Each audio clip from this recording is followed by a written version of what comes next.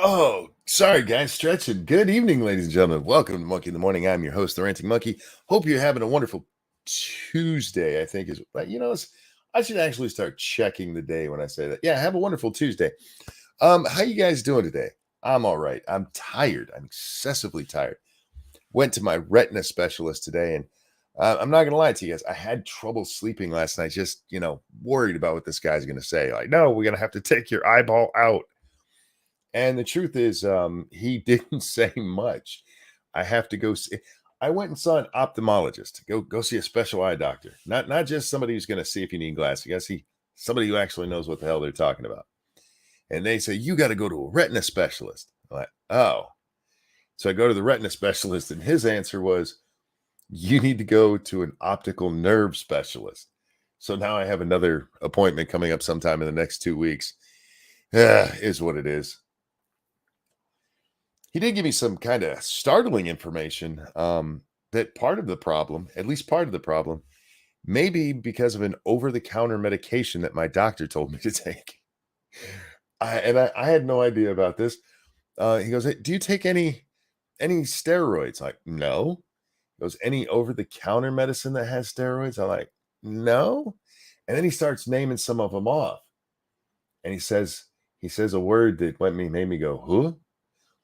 He said Flonase. I was like, yeah, I've been using it since May when my doctor told me to. He goes, yeah, sometimes that can cause some fluid buildup behind the retina, which I have. Son of a bitch. But again, it is what it is. It'll either get better or it won't, and we'll move on from there. But yeah, my nerves were bad last night, so I had a lot of trouble sleeping. And haven't been back to sleep yet. I was gonna take a nap earlier, and I was like, nah, I'm gonna man up and stay awake. That's what my world has become. Manning up these days is just being able to stay the hell awake. Eagle says stop using Flonase. I have. He told me do not take it anymore. If it the problem is most of my sinus problems that I was having, and I kept thinking it's just a persistent sinus infection, is actually just allergies.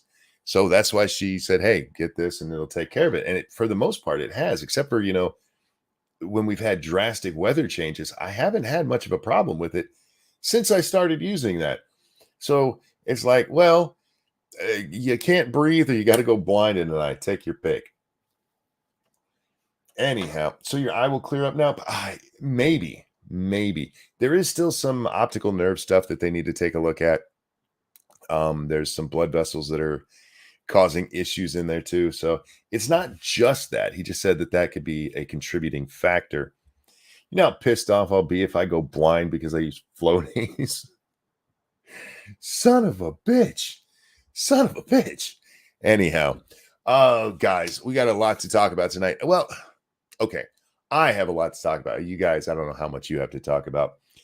We're going to look at the accusations that Trump has made a hard left turn, and we're actually going to watch quite a bit of the Megyn Kelly thing. We're going to watch a little bit of the Meet the Press thing. But before we get to that, let's hit on some news that's breaking. There was a earthquake in California. It was like, I suppose, a 4.5, 4.9, something like that. It's not a horrible earthquake if you're going to have one. That's the kind you have. So yeah, best wishes to everybody out there. Hopefully there's no major damage to anybody's homes. The military lost a F-35 today. The pilot had to eject, and then they just couldn't find the fucking plane. How the fuck does the military lose one of their own planes? Jesus Christ. You would think that somebody would at least notice a fire somewhere, right? They did find some of the debris finally, but does this help your confidence in the military, man? Have they checked or have they looked in Ukraine? Funny thing is, this jet goes missing, and Volodymyr Zelensky just happens to be at the UN today. Weird, right? For fuck's sake. They forgot to turn on the low jack, right? Jesus, man. This is a multi-million dollar plane. So stealth, we can't even find it. That exactly, Jeff. Exactly. Oh my God. How the fuck did they miss a plane? Could they? I mean, at the very least, all right, he was flying in this direction when he pops out. Let's see if we continue in that direction. There should be something there. And it got to the point where they actually were like, hey, if anybody sees parts of our jet, could you please let us know? Oh, for fuck's sake. From what I know, the pilot's fine, and nobody got hurt, but yeah, they lost the fucking plane. What else was going on in the world today? Truth is, I don't care about much of it. It was just stuff that made me laugh. Um, so I'm much more interested in the Trump stuff because and if I should say not just the Trump stuff. I want to talk about the Lauren Boebert thing for a minute. I know I had my little rant on this the other night, but I've spent the last several days seeing people from the left claiming that Republicans are hypocrites. You're a bunch of damn hypocrites. You're damn hypocrites. And here's why they're saying it. That Susanna Gibson chick down there in Virginia, who's running for the state house, she got busted. I think busted. She got exposing herself in porn online, and it came out during her campaign. And like, "Oh, you dirty bitch." And I'm gonna say what I said when we talked about that is that I don't care. She's an adult woman. This wasn't on like a site for kids, right? It wasn't on Nickelodeon or anything. She should just own it, and she should either say, "Look, I I did that, and I'm not proud of it, or I did it, and it's none of your fucking business." But just own up to it. You did it. You did it online. You did it publicly. This wasn't on a site where you had to have special permissions or you didn't have to buy into it. It was just public. And her and her husband were banging. It's not like she was banging other dudes even. So her and her husband did a little porn to try to make some money. I don't care. I don't care. What I do care about is the after effect where she comes out and like, you guys, this is revenge porn. This is revenge porn. No, it's not revenge porn. And you guys have been using that today. What's her name? Donkey lady. Oh fuck. AOC. Alexandria Ocasio-Cortez. She accused on Twitter, she accused Marjorie Taylor Greene of sharing revenge porn on the House floor. Talking about when she put up pictures, they were blurred out, but pictures of Hunter from his laptop where he's naked and doing drugs and having a gun. And she called that revenge porn because they're just trying to take the word revenge porn and turn it into meaning literally. I'm shocked it wasn't on Nickelodeon in this day and age. Thank you, Keldrick. And you're not wrong. You're not wrong. No, they put it on the one for littler kids. What's the Nickelodeon for toddlers? I forget what it's called. A noggin or something like that. But anyway, they're taking the term revenge porn and just taking any meaning out of it. One, for the record, we talked about this, I think, yesterday in a completely unrelated matter that Congress, it was because of the Jack Smith indictment. I think it was 2 days ago now then, where Jack Smith was trying to get the phone records of a congressman, and the congressman told him to get bent, and the court agreed with the congressman, saying that the congressman's, um, I forget the exact terminology, but basically when they're in the act of being in Congress, it's a debate, and it's not debate and speech. I forget what it's called. But if they're in the act of actually doing their job, they're on the House floor, they have special protections that we wouldn't. So even if this was revenge porn, Marjorie Taylor Greene showing it, it would be allowed under the idea that it was part of public debate that she was doing. So normal protections like that wouldn't matter any fucking way. Mega Monster says debate clause. It's debate and something else. I forget what the other part of it is, but yes, debate is part of it. And it basically means that when they're up there talking, they can say things that other people sometimes wouldn't be able to get away with. Any state laws and stuff don't apply. Other laws that might apply don't. So if you agree with that kind of stuff, it makes sense. If you don't agree with it, I would understand why you don't. And I kind of do. I kind of am against that idea because nobody should have more rights than anyone else. I'm not against the idea in principle that they should be able to do that. I just think we should all be able to do that. Does that make sense? Everybody, speech or debate clause. Is that what it is?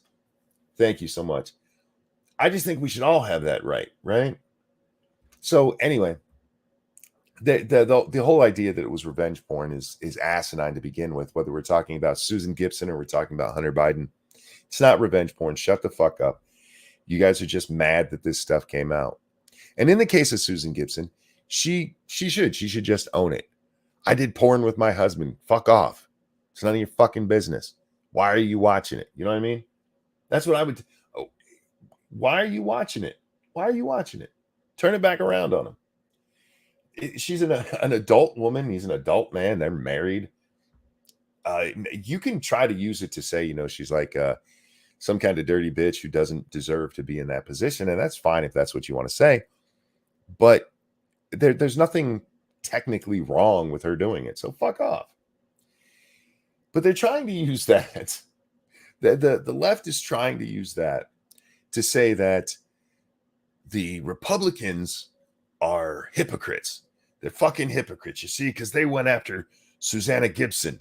They went after her for her porn, but they're not saying anything. They're defending Lauren Boebert for feeling up a guy in a theater that had children in it. All right, let's talk about that. For the record, one more time. Nobody saw Lauren Boebert feel up her date. Nobody saw Lauren Boebert's date feel her up. How can we say this? Well, because no one complained about it. Not a single person that complained to the ushers and the managers there about her other obnoxious behavior said a fucking thing about them feeling each other up and groping each other in inappropriate ways. It was a dark theater. They were on a date. She's way too old to be acting like that. But it's not like they were on stage and she was giving the guy a blowjob. They felt each other up. And the only way we even know that is because for some fucking reason, there's night vision cameras in this fucking theater. And they just happen to be pointed right where she's at. And they caught it on camera. Nobody saw it. They're like, how dare you guys not be mad about that? Look, Lauren Boebert, you are too old to be doing that. Stop it. There you go. That's it. That's it. There's nothing else that really needs to be said there. Now, the other obnoxious behavior, all of it, just knock it off. Just knock it off. You're too old to be doing that. No, she's not. She is not in fucking high school. There's no reason for her to be acting like that. Does that have anything to do with how she can govern? No.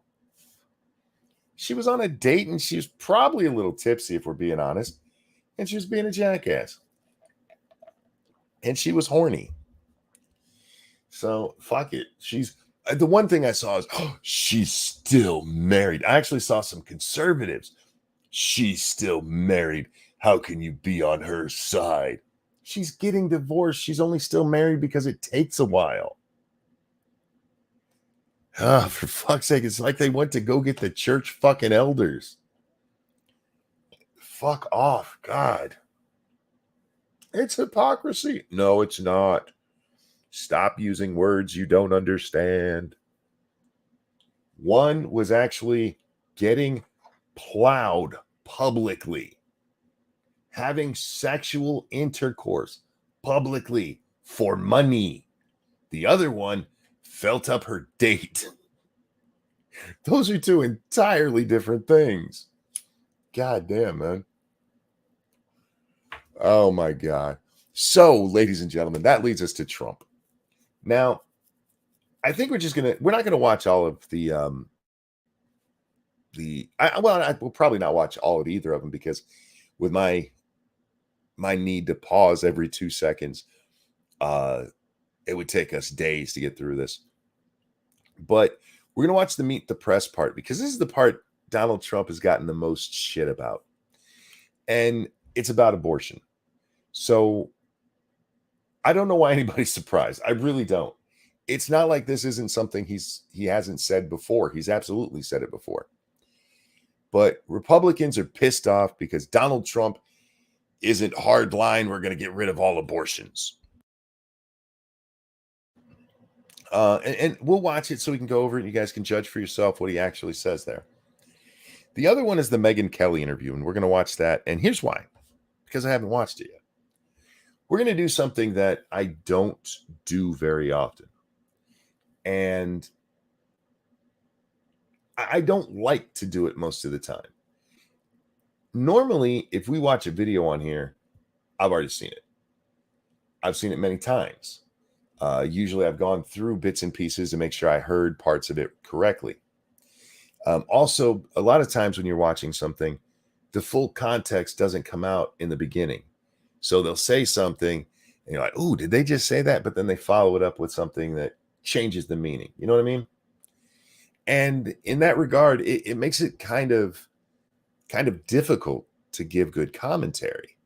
However, I'm really tired and I really want to watch this, but I also really want to do a show. So we're going to mix those three together and see what the hell happens.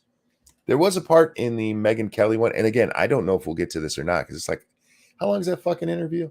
Hour and a half. So I don't know if we'll get to it or not, but he gets asked, what is a woman? And he kind of goes, So we'll see what it is. But the important part and the main part of this is the meet the press part, because that's the one that's got so many conservatives at each other's throats because how dare you not hate Donald Trump for, saying the same shit he's always said. Look, guys, Donald Trump is not a conservative. I don't know how many times I can say that. He's just not. He's never been a conservative. He has some conservative ideas, and based on where the not Venn diagram, what's the word I'm looking for here? The Overton window is right now. Yeah, he's a lot more conservative than your lefties are. But he's a New York New York guy. I wouldn't even call him a New York Democrat, but he's not a New York Republican either. He's hard on immigration. No, amazing disgrace. There says a fiscal conservative. He's really not. He, like a lot of Republicans, he's fiscally tax conservative. He wants to make sure to lower taxes, but he doesn't want to cut spending worth a fuck. And that's why our debt is where the fuck it is. Because to get the deals to get the tax things passed, they've made a lot of really bad deals that make spending go up. It's why if you look at it, Republican administrations tend to sign bills and budgets that make our deficit go up much more than Democrats do. Because nobody's looking at them. Nobody's looking at them and going, hey, wait a minute. You're supposed to be fiscally conservative.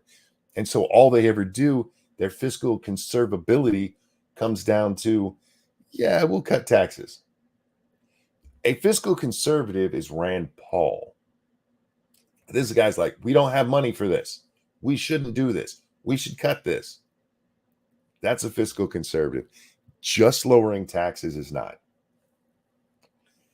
And please understand, I'm not yelling at you about that. It's just something that needs to be. We need to have that separation there because it is a problem within conservative circles. I am a conservative. I'm a fiscal conservative. I've always been a fiscal conservative. Stop spending my fucking money. So I hate the idea that we've got to a place where fiscal conservative only means, hey, we're going to cut your taxes. That's great, motherfucker. But we have all this debt that's eventually going to have to be paid. You got to cut spending. You can't keep cutting taxes and letting spending go out of control. You can't do it. You're going to destroy the fucking economy. You're going to crash it. What the fuck are you doing? So anyway, in my opinion, I think Trump's baggage ultimately will be his downfall. People just hate him too much. I don't think so. And I know Megyn Kelly gets into this, and I think it's the very first question. It's the only question I watched just to make sure sound and everything was okay. There's some people who think that Biden is going to get the bumps that Trump has if there's an impeachment inquiry. Like, oh, you guys are going after Biden. No, there's reasons to go after Biden. Real good reasons. Selling influence as a vice president is a major charge. It's verging on treason. And at the very least, questions should be asked. A lot of people hate Trump, but if you look at the numbers, the last numbers I saw, his favorability is way above Biden's. So we'll see what happens. I think Trump's baggage is a net negative for him, but I think the positives for Trump, one, his overwhelming support from his base, not necessarily the Republican base, but his base. They are fiercely fucking loyal. Joe Biden sucks as a president. He absolutely sucks, and his policies they've hurt the country, and our economy is in the toilet. The only way Joe Biden, I don't think any Republican, I'm pausing here, any serious Republican contender, and at this point, I would only really say DeSantis and Trump. The others, I mean, they could eventually pop up, and as much as I would love to see Ramaswamy jump up there, they're also rants, man. We are coming into peak election season or peak campaigning season for the primaries, and none of them have made really big moves. They bounced up and down, but none of them have jumped and stayed up at a decent rate. So the two main contenders there, whether it's DeSantis or Trump, both of them beat Biden without even trying. Bill Clinton was right. It's the economy, stupid. It's the economy, stupid. And when you look at 2020, whether you think the election was stolen or not, whatever, the only reason Biden did as well as he did is because the economy tanked. I said this so many times in the years leading up to the election, the only way they beat Donald Trump is if the economy crashed. And suddenly COVID pops up. I'm not saying it's a conspiracy and that there was something there that was done on purpose. You know, from a president who had underhanded dealings with the company or with the country that just happened to release this thing. But that did crash the economy with the way with the way everything happened. Bam. Trump goes from being one of the best presidents for economic growth to being one of only two presidents who ever lost jobs in office. So the only reason Trump even, whether you think he was cheated or not, the only reason it even comes close enough to be cheated is that the economy tanked. And Biden has not done anything to bring it back with all the jobs that have come back. We got all the jobs back. Yeah, but everybody's making less money, even though they're getting paid more because inflation ran out of control. And there was never any deflation. So him running around bragging about, what was it, 3.8% inflation last month or whatever it was, I forget exactly. But we got inflation down, but you didn't deflate. So if you look at let's take, well, this month, what month is this? We are in September. The last 3 Septembers added together, that's what inflation is. It's not just this 3.8. It's the 12% the year before and the 4 or 5% the year before that. So you have the 5% with another 12% with another almost 4%. Yay, you got it down a little bit, but you didn't deflate. So our money's still not worth shit, fucknut. Why do you think the song "Rich Men North of Richmond" resonated so well with each other with people? So much of it is about how these politicians are fucking us, fucking our money, and people listen to this and went, yeah. So yeah, Biden is screwed in this election. The Democrats' best hope is if he actually does die. And I'm not wishing for that or saying he should be hurt or anything. But if they Epsteined him, I wouldn't be shocked. They need somebody that the economy can't be blamed on. And unfortunately, uh, it looks like Mr. Magoo is going to make it all the way through 2024. We'll see what happens. But yeah, I don't think he has a chance in hell of winning. Anyway, so see, this is what happens when you guys say things to me. This is why I don't read chat, because then I go on completely unrelated topics for 20 minutes. I have a problem where I just need to hear myself speak. I'm just saying. Anyhow, let's go ahead and jump into this Meet the Press thing. Now, I do need to warn you. I was going to watch the video on YouTube, but the YouTube video, the sound is so bad. It's so quiet. So I went actually to NBC, and it's a little bit better. But whoever the person is doing this interview, she is remarkably quiet.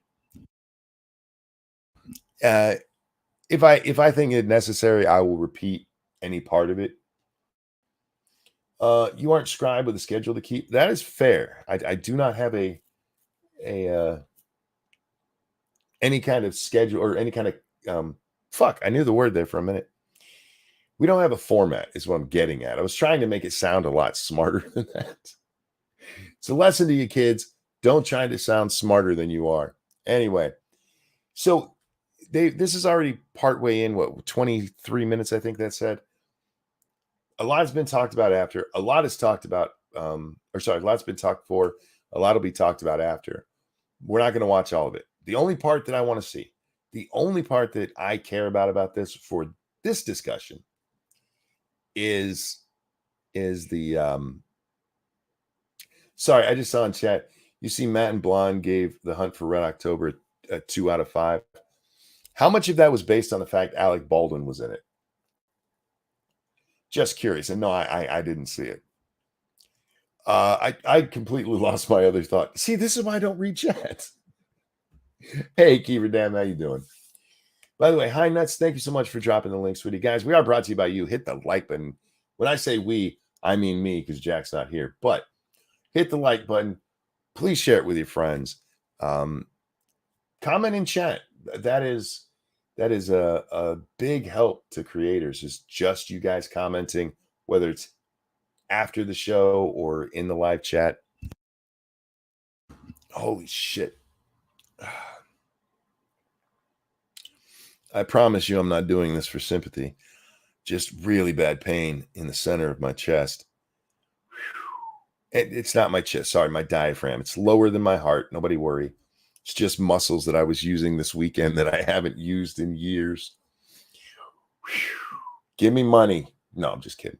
It really does hurt, though. You know what? I'm going to pop some Motrin before we do this. Oh, God bless, man. Why'd you turn out that Motrin's what fucked up my eye?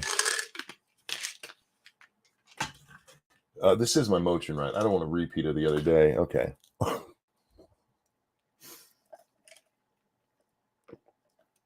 I ain't saying shit. Monkey make me. I can't make you do anything. I can just say. All right, here we go. What? You better start looking at the chat more often or more than, I really should do a show, just a talking with the audience show. I haven't done one of those in a long time. And that's what the after party was most of the time. I really do enjoy just chatting with you guys. I really do. It's pronounced Vivek. I know. That's why I tend to say Ramaswamy, because I said Vivek so long that saying Vivek. It's kind of like changing from Kamala to Kamala. It's just hard to do. Retro, thank you so much for the donation that says sympathy. I appreciate it, my friend. There's no reason for sympathy, man. These are pains that I earned happily. This is from, I was looking at some of the pictures from our family get together. Sorry, we'll get to Trump in a minute. But pictures of our family get together, and there's one picture where I'm in the background. My arm is being pulled as hard as the little 4-year-old. Sorry, she's not even 4 yet. The little 3-year-old could pull it, dragging grandpa where she wanted to go. It is my favorite picture of all of them because it's just how life is. And I was not in any way upset by it. I love that the girls love me so much. But yeah, this is well earned, and I got a lot of happiness out of this pain that I'm feeling right now. So fuck that pain. Here we go. Da, da, da, da. To the war in Ukraine. But first, I do want to talk about the issue of abortion. Before I go further, is she loud enough for you guys? She's a little loud in my ear, but that my volume doesn't turn up the volume you guys hear, unfortunately. Is she loud enough? We're gonna watch it anyway. And like I said, I'll tell you anything. She's just asking about abortion here, which is important to a lot of voters all across the country. Just this week, women in Idaho and Tennessee, I don't know if you saw this, filed suit against their state saying their lives were put at risk after they were denied abortion services because their state's restrictive laws put in place after Roe was overturned. So my question for you, Mr. before she gets to her question, let's talk about that. I haven't seen the case, or the case is 2 women apparently.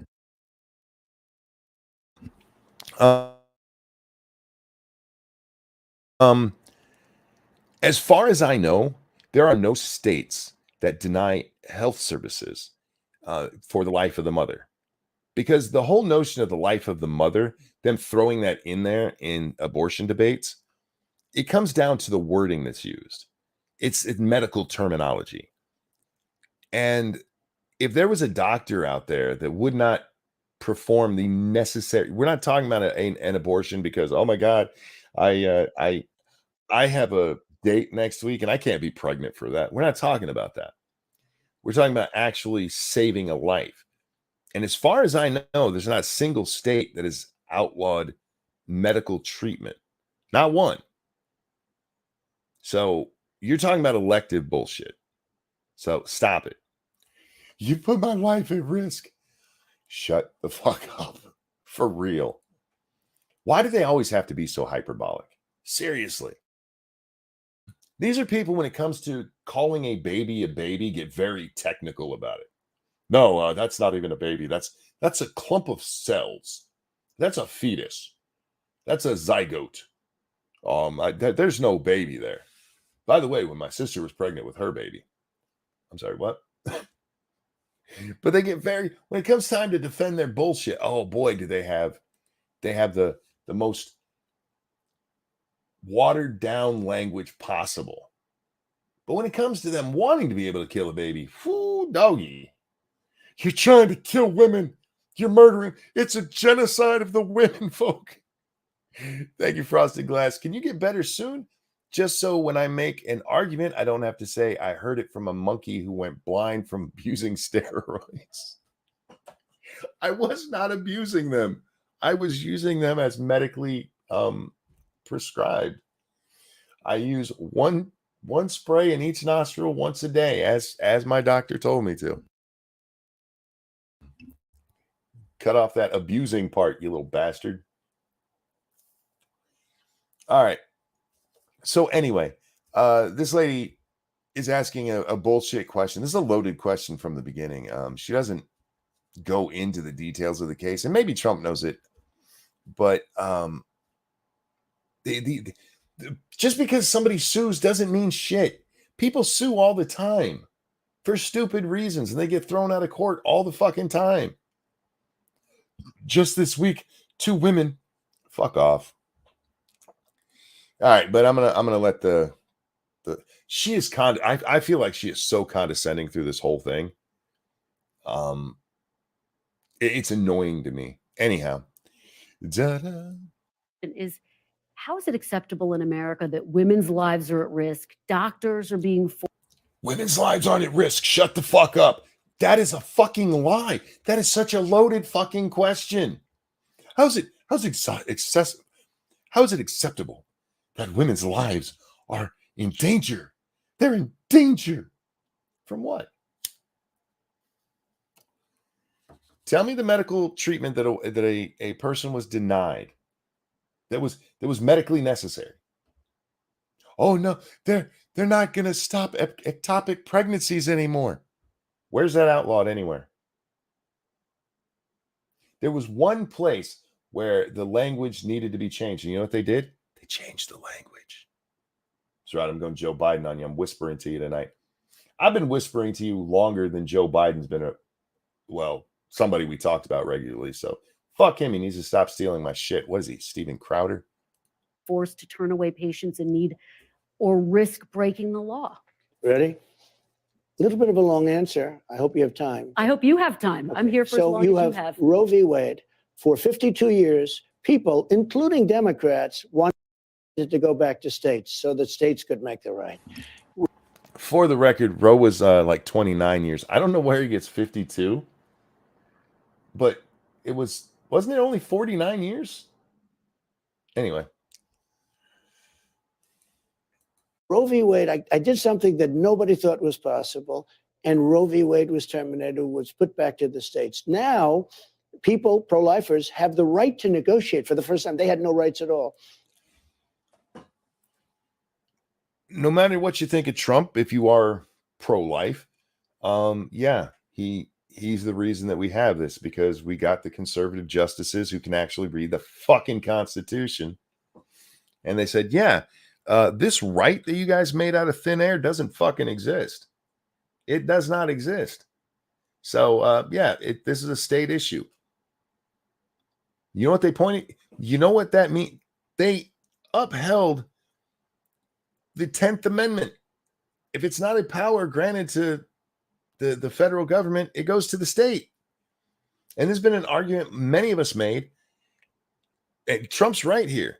The argument for so long was it needs to return to the states. And that's what it was.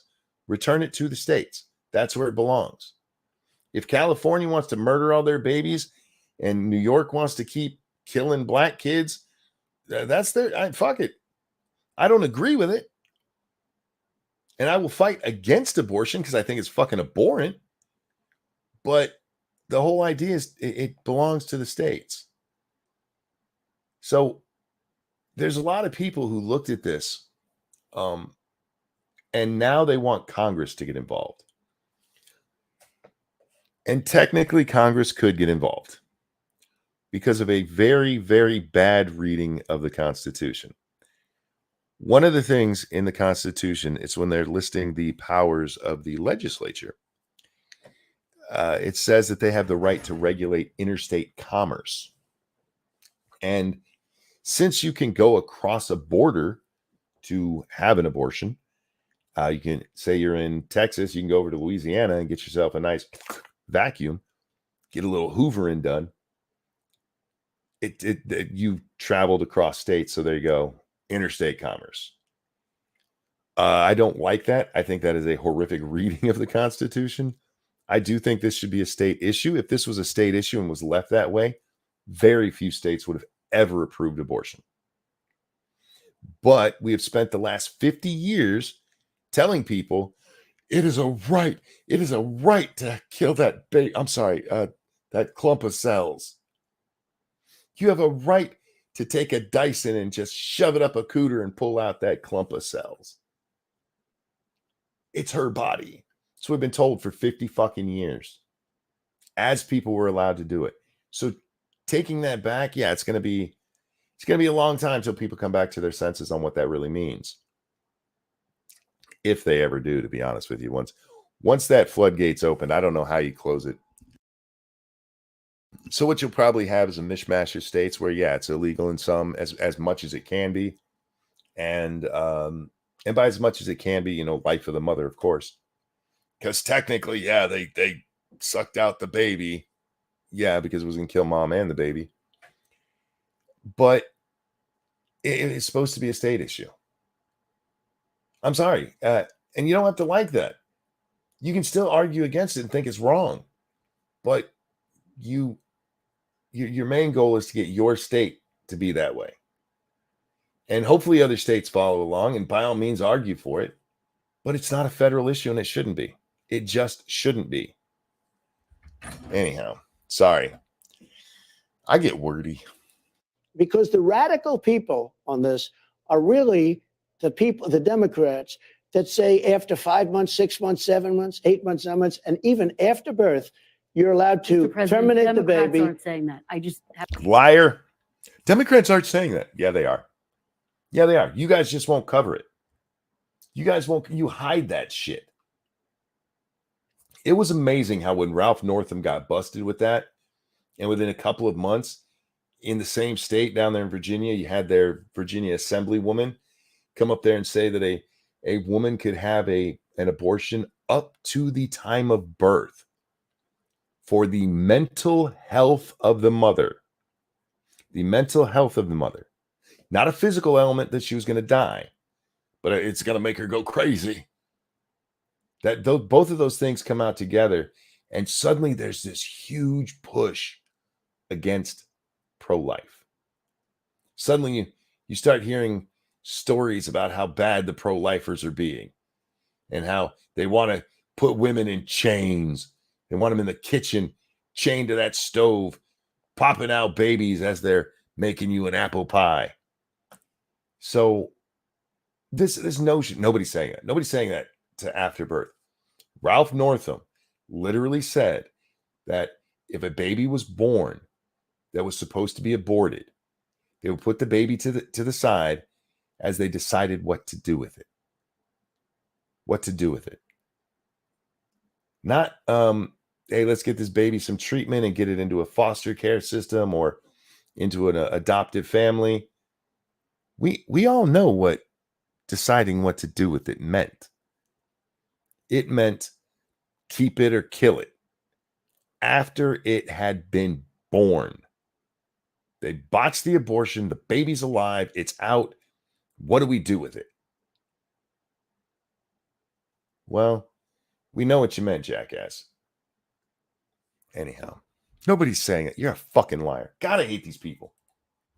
Democrats are not saying that. Of course That's they do. not true. You have a Virginia governor, previous governor, who said after the baby is born, you will make a determination, and if you want, you will kill that baby. Yeah, the baby is now born. Democrats writ large are not talking about that. Only Whoa. Now it's Democrats writ large. Now it's, hey.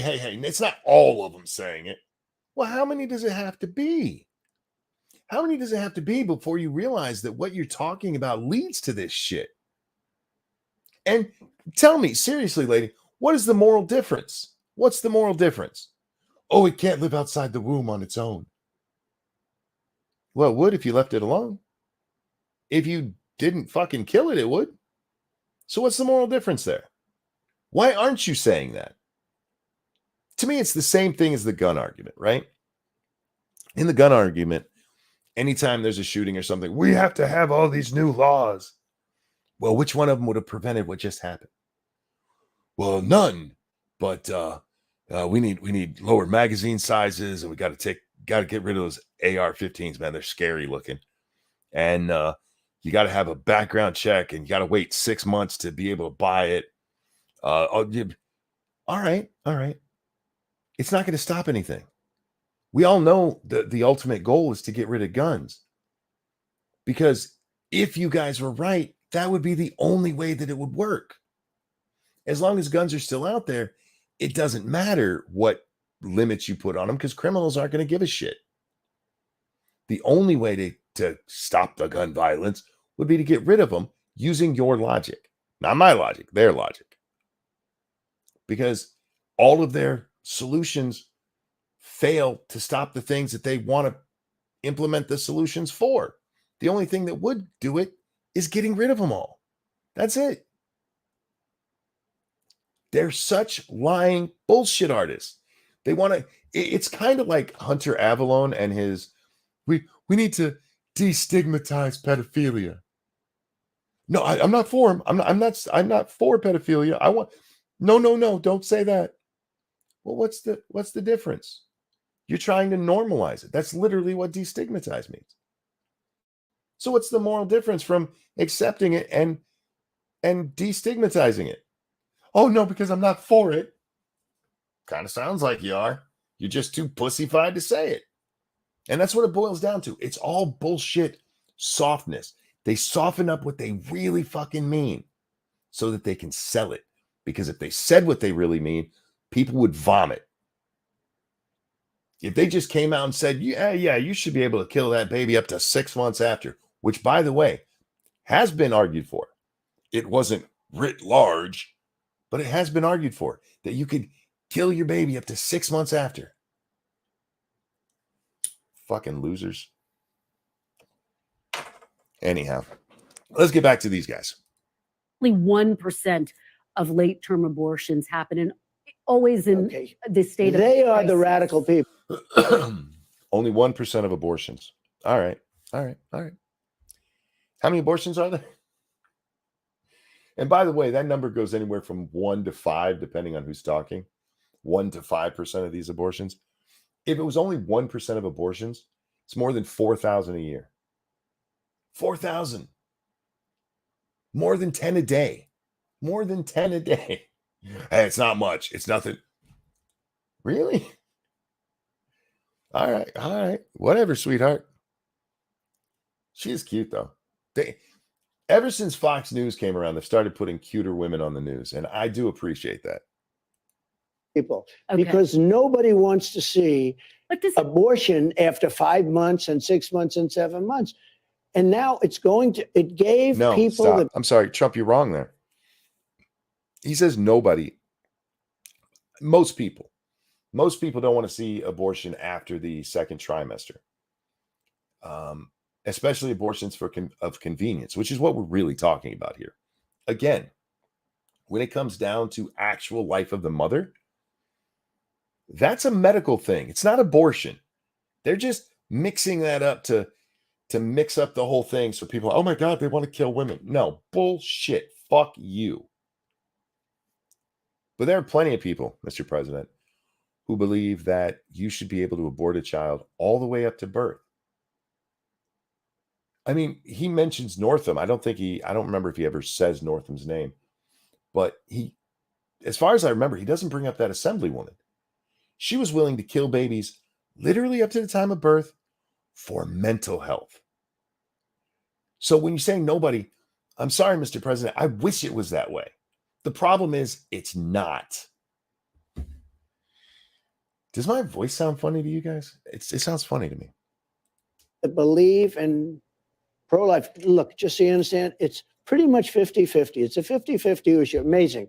If you look at the charts, it's been 49-51. It's been like that for many years. Goes both ways. 50. Okay, kind of. It has gone much further that way to the abortion side because of Roe v. Wade and because of it's a woman's right. It's her God-given right to kill that baby. So up to the end of the first term, you have a lot more people who agree with abortion. Even people who say, I would never do that myself, but I have a problem with that. I really do. There are times where I think it's appropriate to say, I wouldn't do that, but I don't care if people do. I do that with actual marijuana usage. Because I've had my gummies a few times and it's just to get to sleep. I've never sat here, ate a bunch of gummies and just, stared at the screen and drooled on myself. I don't care if other people do. They're not hurting anyone. When it comes to something like abortion, we say, I wouldn't do it, but I wouldn't take that right away from other people. Well, why wouldn't you do it? Why not? We're not talking about because I have better things to do with my time, which would be my answer for smoking pot, or the fact that I don't like to be in a state where I'm not in complete control of my mind. I don't like that. I hate that feeling. Even alcohol, as fun as I may get on it, I don't really like to do it because I prefer to be in control of my body. So I can explain to you why I say I wouldn't do it, but I don't care if others do. When it comes to abortion, why wouldn't you do it? What's the reason you would never do it, but you're still okay with others doing it? Frosted Glass, thank you, says steroids, on the other hand. Fuck you. I don't want to be taking any of the pills I take. Any of the medicine I hate medicine. I fucking hate it. Except Xanax, which was kind of cool. All right. 51 both ways. Ready? I was able to do something which gave at least pro-life people a voice. True. Now it's going to work out. Now the number of months will be determined. Can you and you're answer going to have this something where question? everybody comes together. Does it bother you though? See, we're getting to the point what he just said there. The number of weeks will be determined. This is the part that Republicans are jumping on. He's turning away from the pro-life people. He's selling them out. He's turning left. No, he's not. This is what he said all along. Trump has said this for a long fucking time. He says personally he's pro-life. And again, my argument I just made applies to him as well. If you're personally pro-life, why would you be, hey, we should have some time limit for it? But this isn't new. It's literally the DeSantis campaign trying to come after Trump, the guy who made it so you can limit abortions in states, by trying to paint him as something he's always been. Republicans, I just again want to remind you, you guys have to eventually come together. You do. If you want to win, that's how you do it. If you want to stop the Democrats, you eventually have to come together. And the way you guys are going at each other is not at all helpful to that. Monkey actually talked about it. Yes, he's done this before. This is not the first time he said it. He said this in other interviews. I believe we even watched one. Because I don't remember if we watched that one or not. But yeah, where he talks about it, where it's like, I've made it so that you can negotiate. So I'll let him say it because I believe he gets into it here again in a second. 1 second, I'm waiting for something to load up. Thank you, Evolved Potato. If you kill a pregnant woman, that's 2 counts of homicide. So you could argue in court, legally, abortion is already illegal because murder is illegal. That would be the original reading of the law, in my opinion. I understand what you're saying, but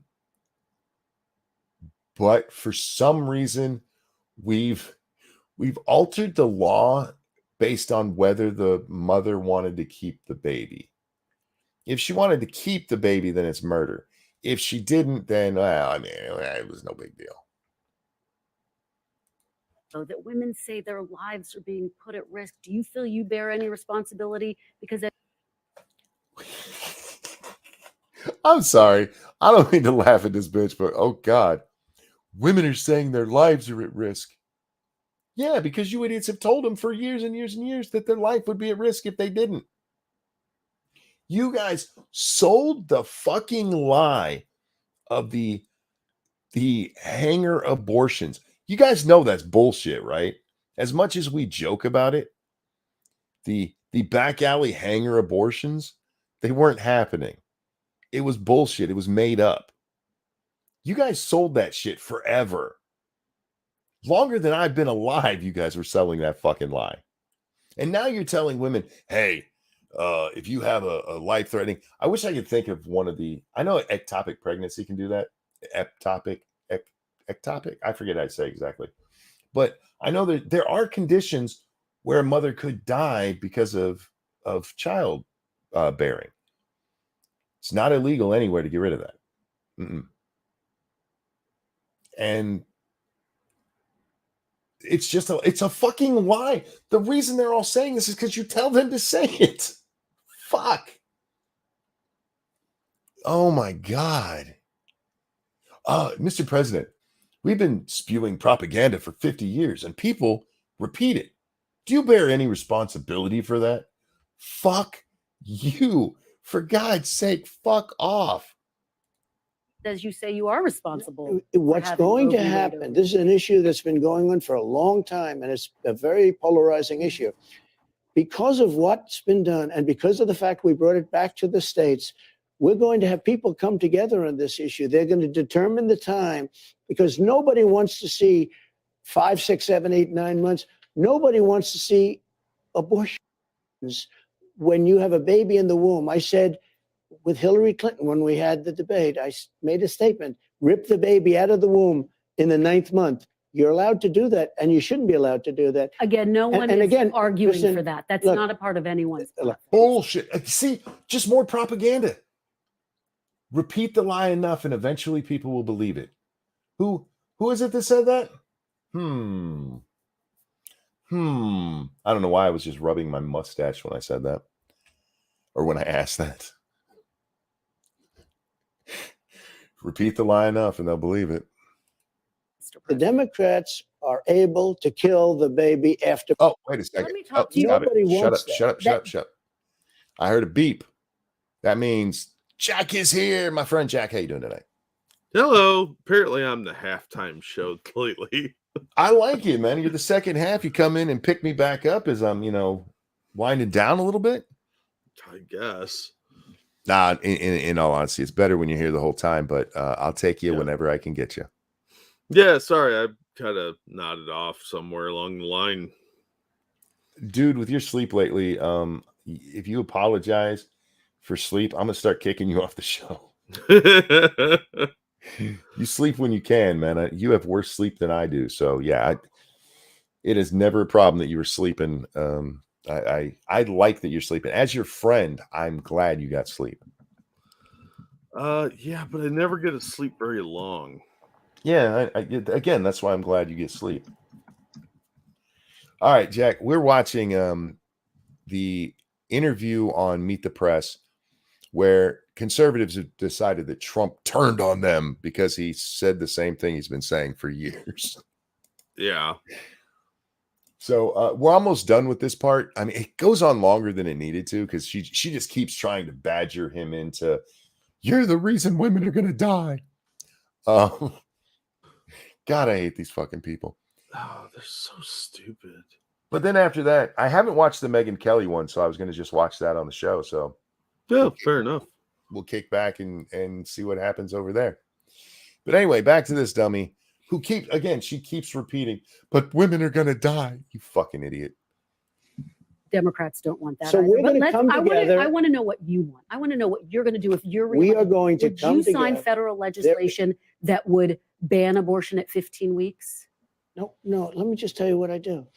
I'm going to come together with all groups, and we're going to have something that's acceptable. Right now, to my way of thinking, the Democrats are the radicals. If you watch the clip that we just watched on Twitter, you're not going to hear that last line where he says, in my mind, the Democrats are the radicals. This is another part that blew up where they're like, see, because she asked him, would you sign a 15-week ban? And he's like, no, we would come together, because he said all along that he would negotiate it and get it to a place where both sides are accepting it. Which, by the way, Mr. President, I don't think that's possible. No. But he hasn't changed a fucking thing. It's exactly what he's been saying. What? No, Monkey, you don't understand. See, he's joined the left now. Monkey's changing the dress code just for you, Jack. That's awesome because I'm wearing pajama pants. Much like Fetterman, I do not dress up for the show. We'll stop and talk about that for a minute because I didn't address it at the top of the show. The Senate has changed the rules. Mr. Schumer, that fucking piece of shit, changed the rules on attire for senators on the floor of the Senate to accommodate Fetterman, so that Fetterman apparently he can't put on a dress shirt. I don't know why. As far as we know, all of his stuff is that he just can't hear properly, is what we were told.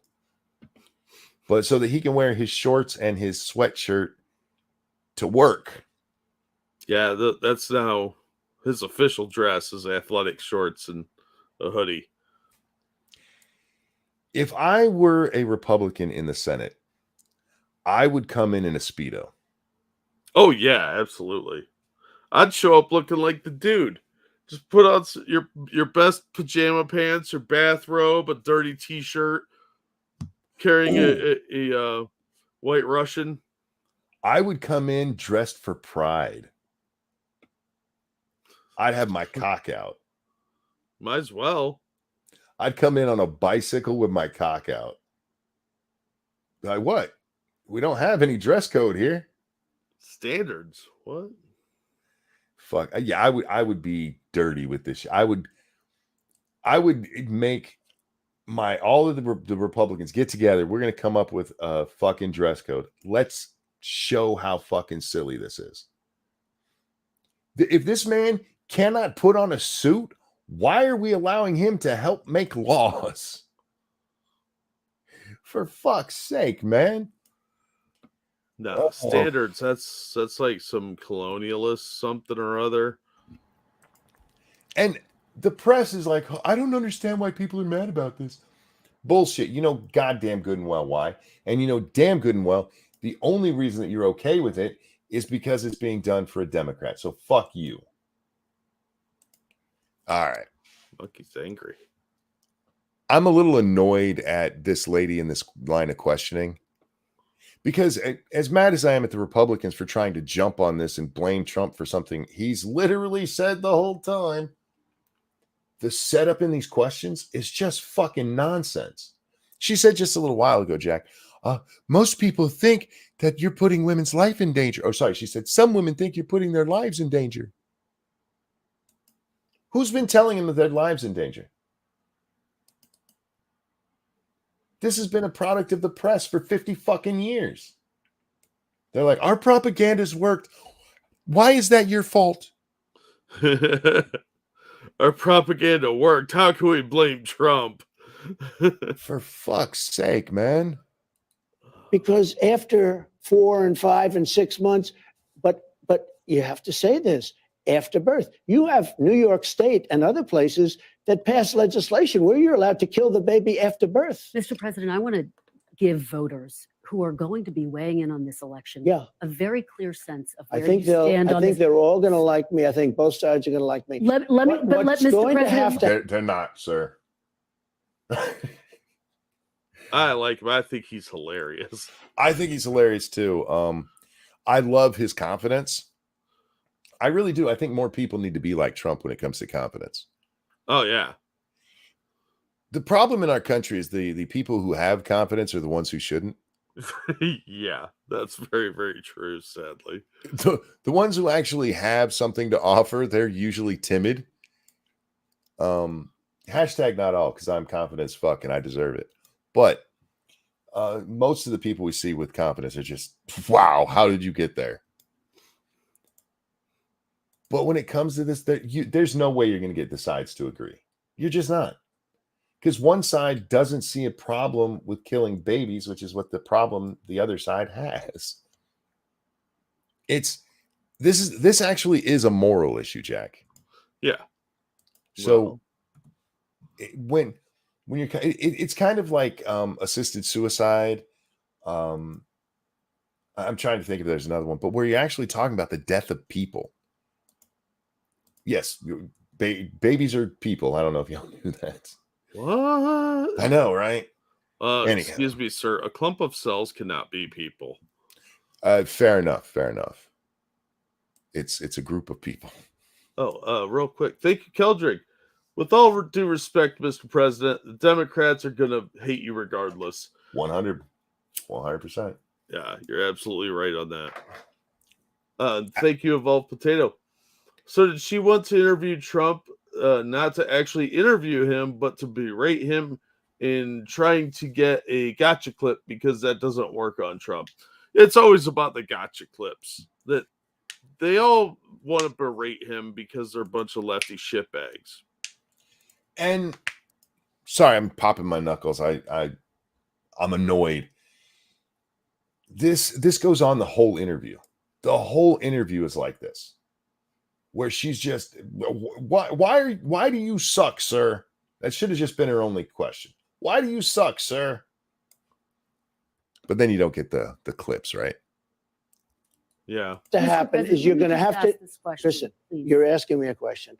What's going to happen is you're going to come up with a number of weeks or months. You're going to come up with a number that's going to make people happy, because 92% of the Democrats don't want to see abortion after a certain period of time. If a federal, and he's not wrong about that. The problem is a lot on the other side don't want to see it ever. Yeah. So that is actually going to be his biggest challenge. And we see this with a lot of the people that are so upset about this clip. Like, he's turned his back on the pro-life movement. No, he hasn't. And as much as I hate it, Jack, if we did get it down to just say 6 weeks, that's better than where we are. And I'd rather have that and get back to people going, oh, wow, you mean women don't die every time they get pregnant? Which might lead to, okay, yeah, we can just get rid of it completely because it's unnecessary. Abortion in the US should be unnecessary. There's no reason for unwanted pregnancy. I'm sorry, folks. There's no reason for it. As advanced as our society is, for real, with all of the methods we have, it's so difficult to be responsible, though. I know. And look, I understand. Yeah, accidents happen, but that's where you go, okay, I have a consequence now. Oh, what? The consequences of my own actions? I don't think so, sir. But yeah, I agree, Faithless. There has to be a compromise. Because if there's not, right people, listen to me, right wings, especially you moral crusaders, you're going to cause a horrible swing back the other way. You really are. You're going to have those people out there who, I wouldn't do it, but it's not my body. It's their body. They should get to say. What if we only abort 2/5 of the baby and we could call it the 3/5 compromise? There you go. There you go. Look, I don't think abortion should be legal. I do believe that in cases where it's the life of the mother, but you know what the chances of finding the life of the mother in 6 weeks? Incredibly slim. I do not believe in abortion on demand. I do not believe in abortion for convenience, which is what we're talking about. You also don't like green eggs and ham. I've never had it, honestly. Well, they're green. They can't be good. One day I was cooking dinner and we were having hamburgers. I was just cooking them in a pan on the stove. And my dad had been drinking a little bit. So I decided to have a little fun with him. I grabbed the food coloring and I put coloring right in. I think I used blue right in the middle of every one of the patties. And Dad, come over here. What the hell's wrong with these? And Dad starts to freak out. He's like, what the hell happened? Don't eat that. We can't eat that. That's going to kill us. It's fun to fuck with drunk people is what I'm getting at. Yeah, it is. Anyhow, by the way, I laughed like for a whole week about that. Oh, I bet. He was like seriously concerned. That's how you get pizza. Ban landed on your desk. If you were reelected, would you sign it at 15 Are you talking weeks? about a complete ban? A ban at 15 weeks. Well, people are starting to think of 15 weeks. That seems to be a number that people are talking about right now. Would you Where sign did that that? 15 weeks come I from? would sit down with both know. sides. Well, 15 weeks, what would that be? That's almost 4 months. Yeah. It's just shy of 4 months. Is this the new heartbeat? Is that the heartbeat? So the heartbeat's 12 weeks. I think that's 12 weeks. So yeah, I don't understand. I'm not sure where that number comes from, but honestly, I haven't heard 15 weeks thrown around a lot. Most of what I keep hearing when you're talking about weeks is 6. Anyhow, And I'd negotiate something, and we'll end up with peace on that issue for the first time in 52 years. I'm not going to say I would or I wouldn't. I mean, DeSantis is willing to sign a 5-week and 6-week ban. Would you support that? You think that I goes think what too he far? did is a terrible thing and a terrible mistake. This is another part of the clip that's going around. Do you support what he did? I think what he did was wrong and a mistake. Now, remember earlier I told you guys the problem with watching a video that I hadn't seen before? This comes along right here. Because sometimes the context of what somebody says comes after they say it. What? People elaborating on their thoughts? That's impossible. but we'll come up with a number. But at the same time, Democrats won't be able to go out in 6 months, 7 months, 8 months and allow an abortion. And Kristen, you have to look at this because you said no. You have some states that are allowed to kill the child after birth, and you can't allow that. But Mr. President, again, no one is calling for a child to be Liar. killed after birth. No one's calling for that. But you to have be allowed. legislation. But let me just ask Kristen, you, you have legislation in certain states where it's allowed. Mr. The President. governor of Virginia, previous governor, who was a Previous whack job, governor. I call him the Michael Jackson governor. No one's talking about That that. countryside. Do you guys get the I Michael think in the Jackson? What the countryside- fuck happened? I think the numbers. Oh no, I just lost where we were. Oops. We were like at what, 35, 36 minutes? I was trying to I hate their video player. But this on YouTube is absolutely impossible to hear. do it. I don't even think about it. All right, you know what? I'll just throw this in here because I do want to get to the Megyn Kelly stuff. What he meant there was politically, and he does go on to explain this, that politically it was a mistake for the Republicans because it's not a number that the Democrats accept. Now, do I agree with that? I don't know. Politically, I do think it's harmful just because of the press that we have. Look at how he's been treated with that bill. Yeah. Look at anything the Republicans do. And you have a reporter who's asked him several times about him being the cause of women dying, Jack. Yeah, well, the whole thing's a gotcha. She's trying real hard to make him look bad, and she's very smug about it too. Like, "What, Mr. President?" Is that condescending, childish tone she's taking? I'm glad you said that because when I started watching this, I told the people that I found her to be very condescending. Yeah, she's talking to him like he's 7 years old. But Mr. President, nobody wants that. Bullshit. It's happening. Yeah, And- it already exists. I mean, what was that guy's name? Gosnell? That was killing babies after they were born, and the left was like championing him like he's some sort of abortion Oh. hero. Yeah, I don't remember if that's the right name, but I know what you're talking about. Yeah, he left yeah, babies to die in a disgusting. closet. Mm-hmm. Well, you know, they can't survive on their own, so they're not real people. Yeah, That's what I'm told. yeah. So they're not people till they're like 14. All right. Now the Megyn Kelly one, from what I know of it, it's a lot better, but she does not go easy on Trump. She's not like we've seen a sea change in Miss Kelly. We see her on Fox News where she's kind of conservative-ish, and then there's the big blow up at the debate where she asked Mr. Trump about his issues with women. And he didn't do it at the debate. He said it afterwards that maybe she had blood coming out of somewhere. Because of course he said that instead of just going, maybe she was on her period. That was funny. And this leads to problems at Fox News where she also already has problems with, was it Roger Ailes that she ended up part of that lawsuit? Yeah.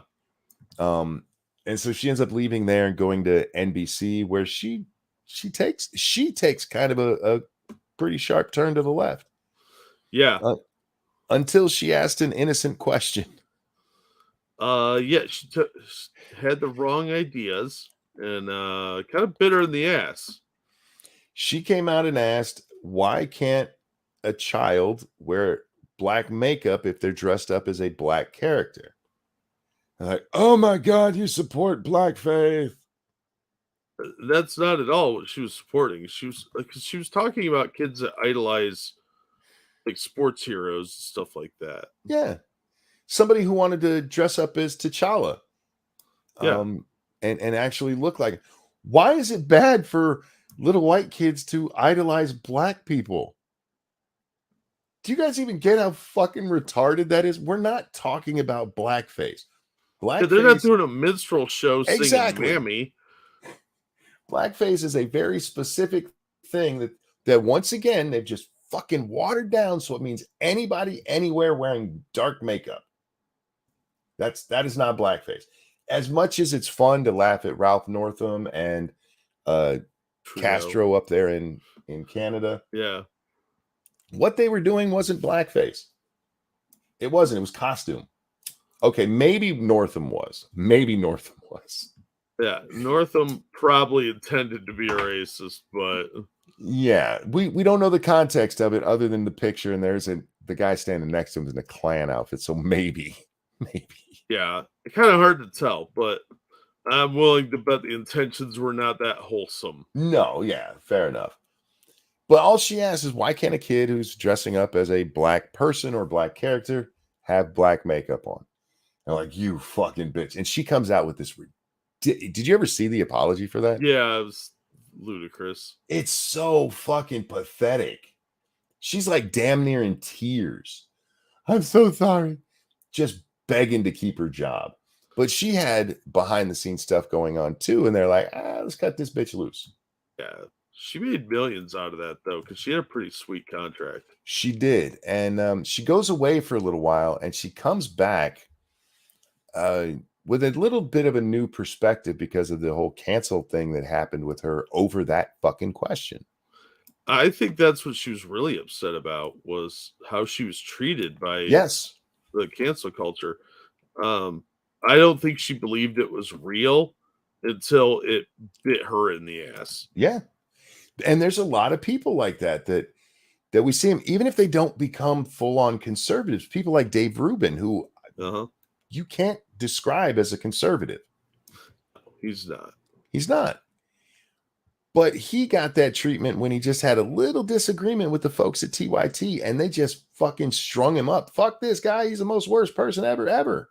Yeah. Hold on real quick. Thank you, Frosted Glass. Mr. President, some say you are questioning the election is stochastic terrorism because it will cause extremists to commit violence. By the way, how does it feel to be responsible for thousands of pregnant women dying? Yeah, it's the kind of gotcha question bullshit. Yeah. By the way, we are brought to you by you. Hit that like button, please. The thumbs up on Rumble. There's donation methods in your chat on YouTube. Sorry, we can't keep it pinned on Rumble. They don't have that feature yet, but it is in the description of both of your videos. And please, please, please share this with your friends, family, and that bitch you hate. All right, Jack. Let's go watch Megyn. Wait, did I not close that? I did not close that. I don't know. Don't worry about it. I know what I'm doing. I don't know what I'm doing. Okay, so this is the Megyn Kelly Show here on YouTube. I think she has an actual podcast. Yeah, it's an actual podcast. I will probably get in trouble for doing this. This is probably going to get me hit for a copyright, and I'll have to fight over it because there's no way you can claim I don't stop and talk. Right? Rebel, thanks for dropping the link over there on Rumble. Appreciate it. Yes, thank you to all of our loyal listeners who dropped the link. It is really helpful to us. Absolutely. They are heroes. We could be heroes for just one. Okay. Just $1. Oh. Mr. President, thank you so much for doing this. Well, thank you. All right. Before she gets in, I love her hair. I would prefer it if it was dark, but that curly, wavy hair that's just about that. Oh, yeah, it is kind of hot. It is. I love hair like that. Anyway, I like that she wore a little black dress for this. I know, right? With the slit in the yeah, that's go Megyn, go. Right. Also, I like that end table. Yeah, that's pretty nice. That's a nice set. Yeah, where are they? Is that her living room or something? Because that fireplace is pretty sweet too. I wonder if they did this like down at Mar-a-Lago. That's a good question.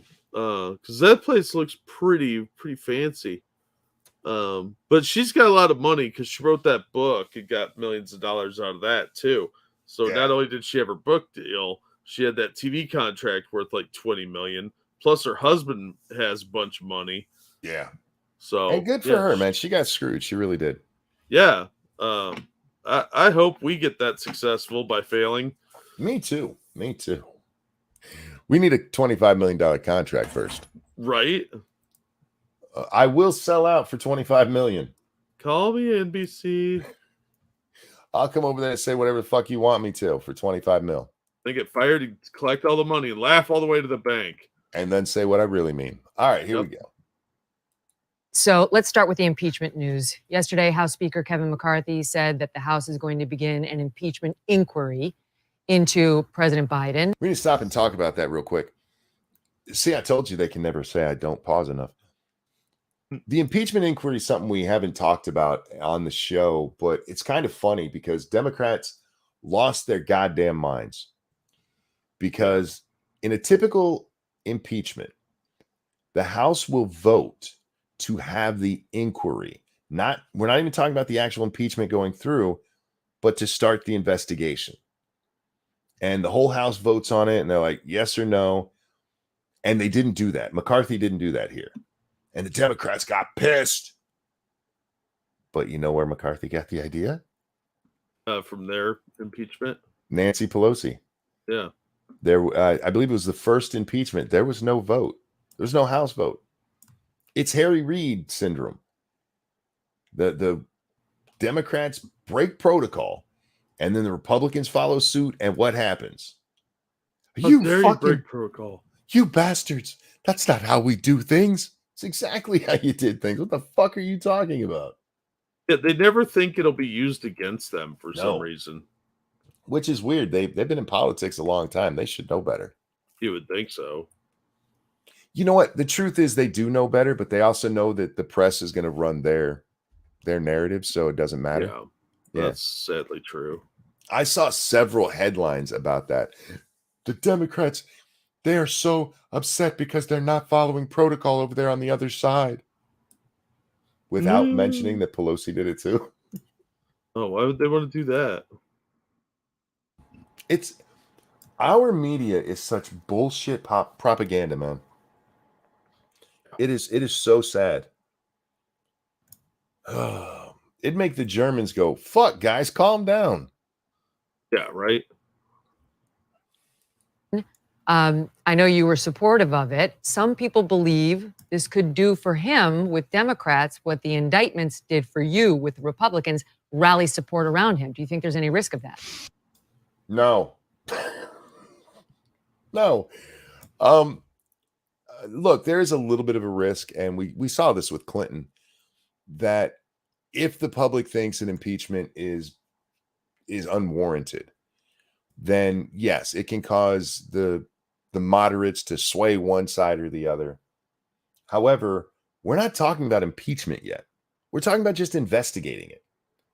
And on the Trump side, we're talking about actual charges having been levied already. Yeah. What is it? A total of 91 charges over 4 cases? Something ludicrous like that. And so I get what Megyn's getting at here, but she's kind of spreading the bullshit because it's not comparable.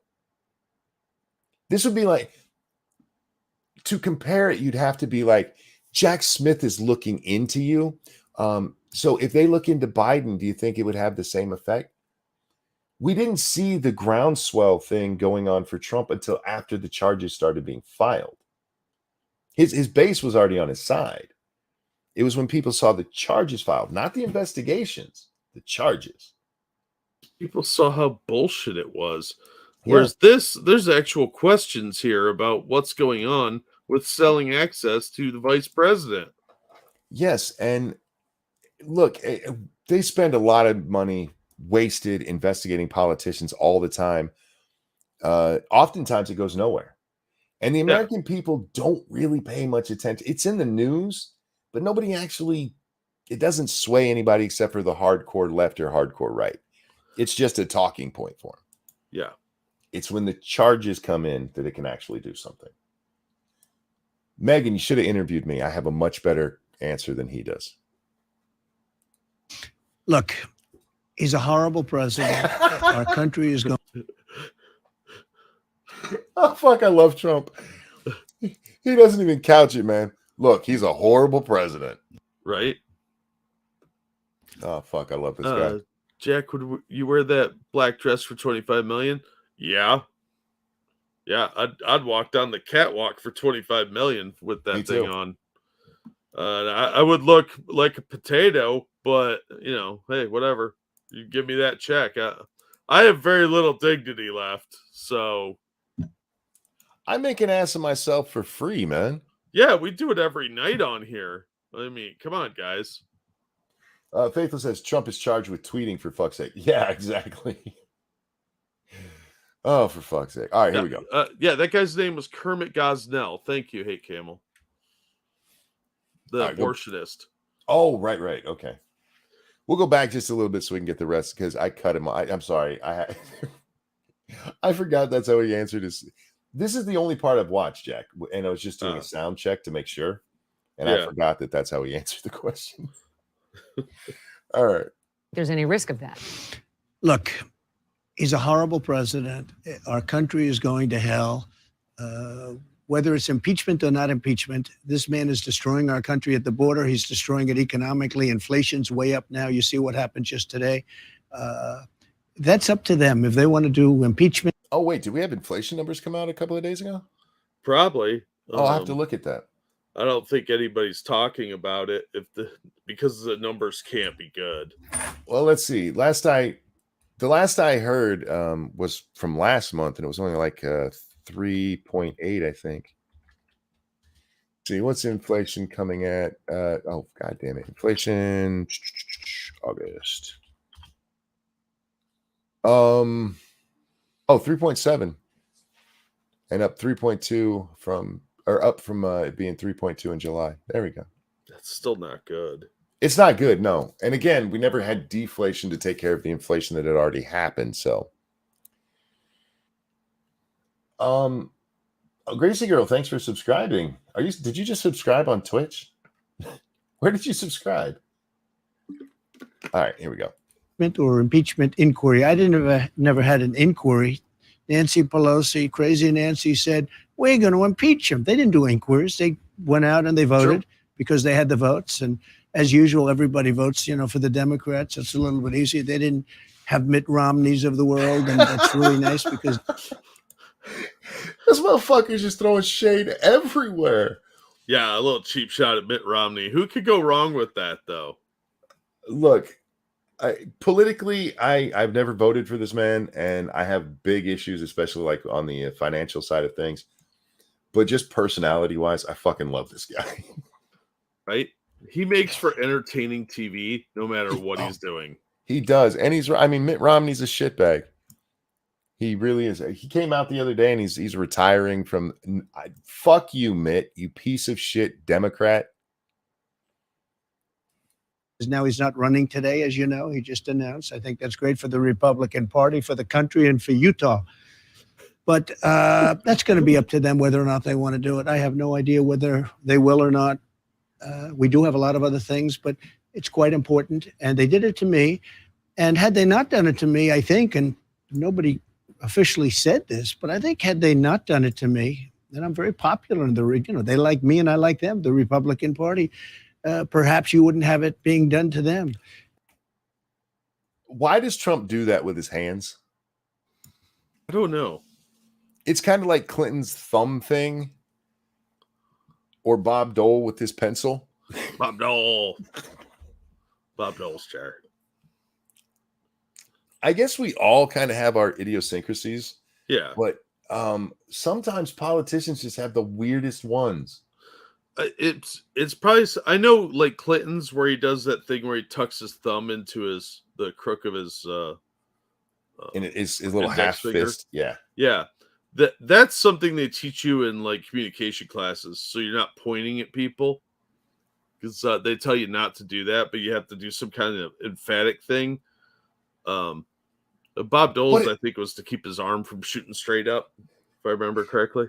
Bob Dole's was just to prove he could still hold something. Well, if he didn't have something in that hand, it would shoot straight up. Some weird injury that he had. Oh, for those of you who are new to the show, not all my commentary is necessarily about the politics of what we're watching. Sometimes it's about hand movements. Yeah, it's the little stuff that matters. I think it's something he picked up along the way and just never got rid of. A lot of people do that sort of thing, so I don't know. It looks like there's rubber bands keeping his elbows tight against his stomach. Yeah, he probably somebody I can't move my speech arms coach from here. may have given it that one to him. I don't know. That it looks like it was something that he learned along the way and never dropped because he's been doing it for a while. Jeff says, "Oh hell, he's covering his dick." What he's doing here is subconsciously pointing to his wiener, so she looks at it. Yeah, he's like, this wiener's $1 billion wiener. Yeah, You like that, don't you? Like money, don't you, Megyn? Money makes women drip. Dead presidents, man. But founding fathers, but they make chicks so horny. especially when there's a living president who has it. Yeah. I got the best dead presidents ever, the crispest ones. They sit on nightstands all around my house. Gracie girl asks, "Are you two Democrats?" Gracie, you're new. No, I'm not a Democrat. I'm not a No. Republican either, but I do lean far more conservative than I do liberal. Yeah, I'm definitely more conservative. And I did vote for Trump because it's hilarious. Mostly, let it all burn. Oh, I do want to say this. Somebody on Twitter today, I was talking about the Boebert thing and how it's not a big deal. Knock it off. yeah. And how come nobody has made little honking noises on that video? I don't know. Wee. Uh-huh. How's nobody done that? But I just pointed out, and somebody responded to me that what their problem is that if Republicans had this kind of thing against somebody else, say like AOC, that they would be driving it into the ground. And like, I don't give a rat's ass what Republicans would do. I don't do my thinking based on party politics. I go by my principles. And sometimes that leads me to make fun of Republicans. Yeah. Look, the video was, they were being like horny teenagers. Yep. And I kind of don't blame him because their boobs are right there.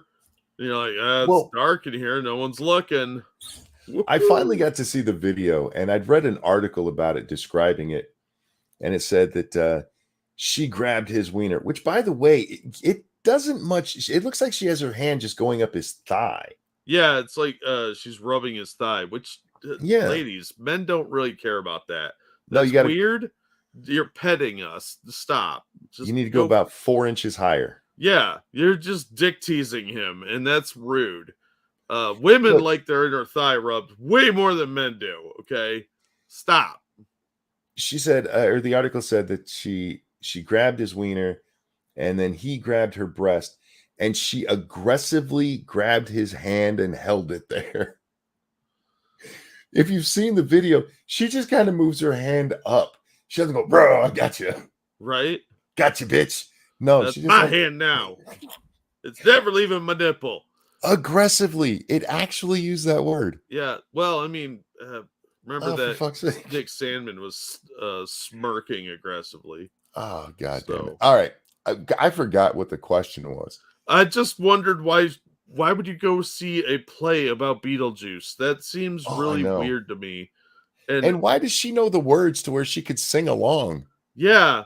Look, I get why she was thrown out. It wasn't because they were handsy with each other. It was because they're both being as stupid, annoying white trash. And that's what I've said all along. I don't know if you've been here when I've talked about this at all, but nobody saw that happen. No, it was completely dark in there. Yeah, the only reason we know it happened is because they're weird ass night vision in the theater. Yeah, they have a security camera that happened to be pointed in that general direction, probably specifically at those seats for no nefarious reason whatsoever, because she's wearing a low cut top with huge knockers. And also, we must point out that if this was AOC, his hand would have been lower because her titties are saggier than Boebert's. Oh, absolutely. And when he was leaving, he'd have been scratching his crotch. Yeah, probably. But look, I'd still have a little tissue dabbing down there. Like, ugh, it's dripping. Yeah, probably. But yeah, she's still not bad looking. She looks like a donkey. Stop that. I don't know. Something about her, like this chick is dumb and let me do things to her butt. She's dumb and ugly. That's a bad combination. Yeah, well, I mean, it's politics. It's celebrity for ugly people. Oh, look, by political standards, sure, she's cute. But I mean, by political standards, I mean, we're holding her up to Dianne Feinstein, for fuck's sake. Yeah, well, Emperor Palpatine can't help it. The look what the Jedi did to him. Yeah. All right. I really do want to watch this, so we're gonna move along. Oh yeah. And this is going to happen with indictments too. They have fake indictments, and I think you're going to see that as time. They're real indictments, sir. They just shouldn't be. Just to correct what he said. Yeah, they're fake charges. Fake charges. Real Yeah. indictments. Although we should talk about this. We hadn't. Somebody sent it to me. I had seen it. I just forgot to talk about it. Fanny down there in Georgia. Ooh, she got some bad news the other day. Oh yeah. Yeah, because she wanted to try all 19 people together. Yeah, I saw they severed 2 of the cases. Well, basically, they severed all of them, and the others Oh. are still kind of connected, but it'll probably be split later. So what happened is, 2 of the defendants, I know one of them is that crazy bitch, Powell. Her and another person demanded their speedy trial. Yeah. They exercised their right to a speedy trial. And this is what I told you guys before when they're like, this has to be done before the election for the speedy trial. The speedy trial is the right of the defendant, not of the state. So if the defendant waives their right to a speedy trial, it doesn't have to be that quick. Yeah. But these 2 want it quick. And so the date for that is October. And the other defendants were like, no, we don't want to go that fast. So they waived their right to a speedy trial, and the judge granted that, severing the case. He also said it's probably going to have to be severed further because there's just not a courtroom in Fulton County that could accommodate that. Yeah. You still have 17 other defendants. If each of them only has 1 lawyer, which typically they have 3 to 5, if they only have 1 lawyer, just the defendants and their lawyers take up 34 seats. Yeah, they kind of, I mean, it would be very difficult to have that trial in a normal courtroom. Real quick. Thank you, Keldrick. Just got to put a bag over AOC's head. Well, you get some oats and put them in a feed bag and do what you got to do. Now it's a fetish. Yeah, I think that probably will be severed down further because the defense teams are going to have different strategies. Well, not just that. I mean, when it comes to a witness, all 17 lawyers get to cross-examine. Yep. That trial would probably be destroyed anyway, just on the time frame that would take. You're talking like 3 days for 1 witness. It'd be a clusterfuck. Oh, it would. It would be an absolute shit show. But yeah, the 2 people, the judge almost had to sever it because 2 people wanting a speedy trial, that is a right to a speedy trial. Yep. And just look what they did in DC with the that January 6th case with, was it the Oath Keepers, whoever it was they got for seditious conspiracy. There was 12 of them, and they split it up into 3 for each trial. Yeah. They did that with the Michigan guys with the Whitmer thing. Those last 3, I mean, they severed that, and I believe it was no more than 3 in each one of those 2. And I imagine down there in Fulton County, that's probably what they'll do. No more than 3, maybe 4 defendants at a time. Yeah. But yeah, Fanny is not happy about that shit. Well, and yeah, because fuck her plan her. was to get everybody to roll on each other, and that's not going to happen now. Yep. If it stays in state court, it should be televised. There's a good chance it will be, Rogue Thought. Yeah. Yeah, this should absolutely be televised because then everybody can see what a complete fucking shit show this is and how it's political persecution. Yep. But just to the point, they are real indictments. They're just bullshit indictments. Yeah. This is a witch hunt. Absolutely. All right, here we go.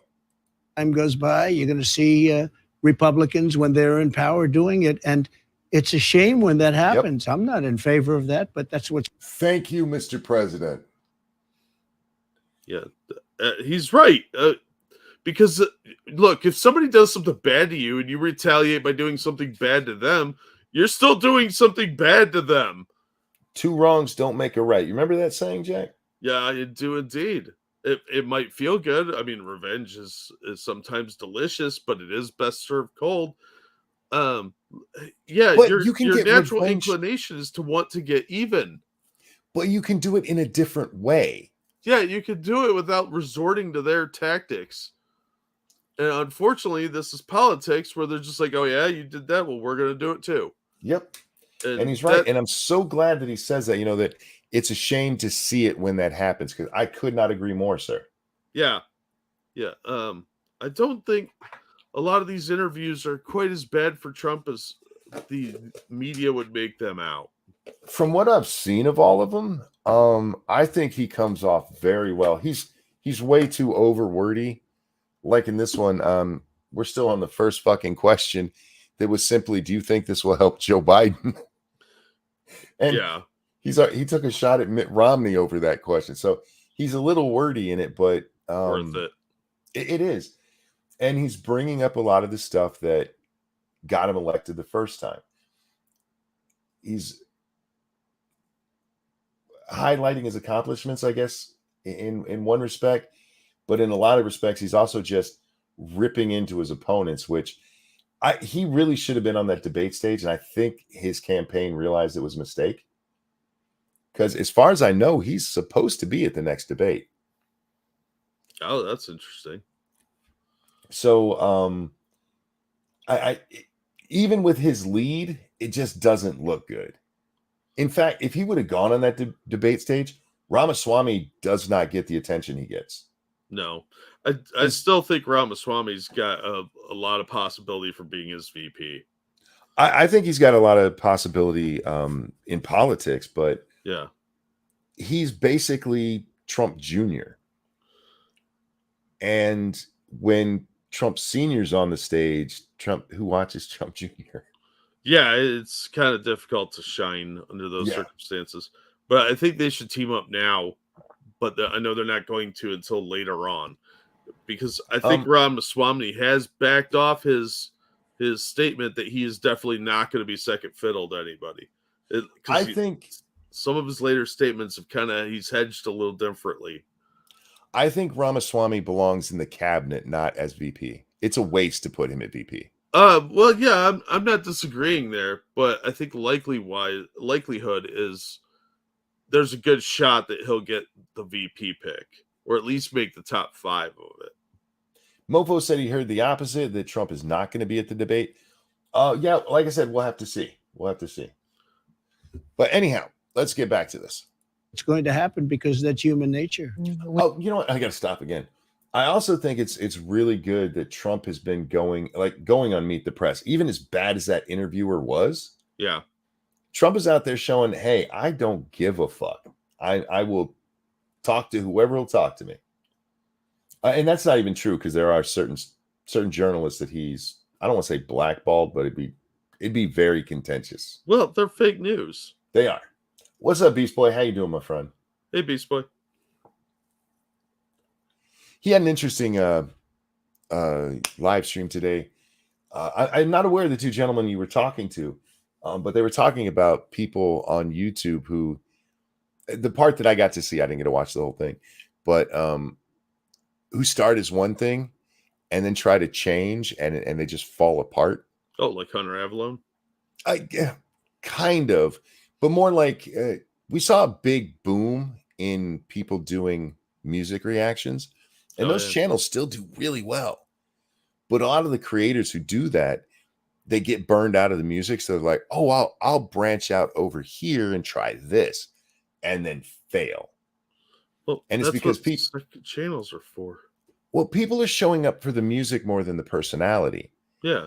And if they're doing that, you kind of got to keep feeding them what they want. Give the audience what they want if you want to be successful.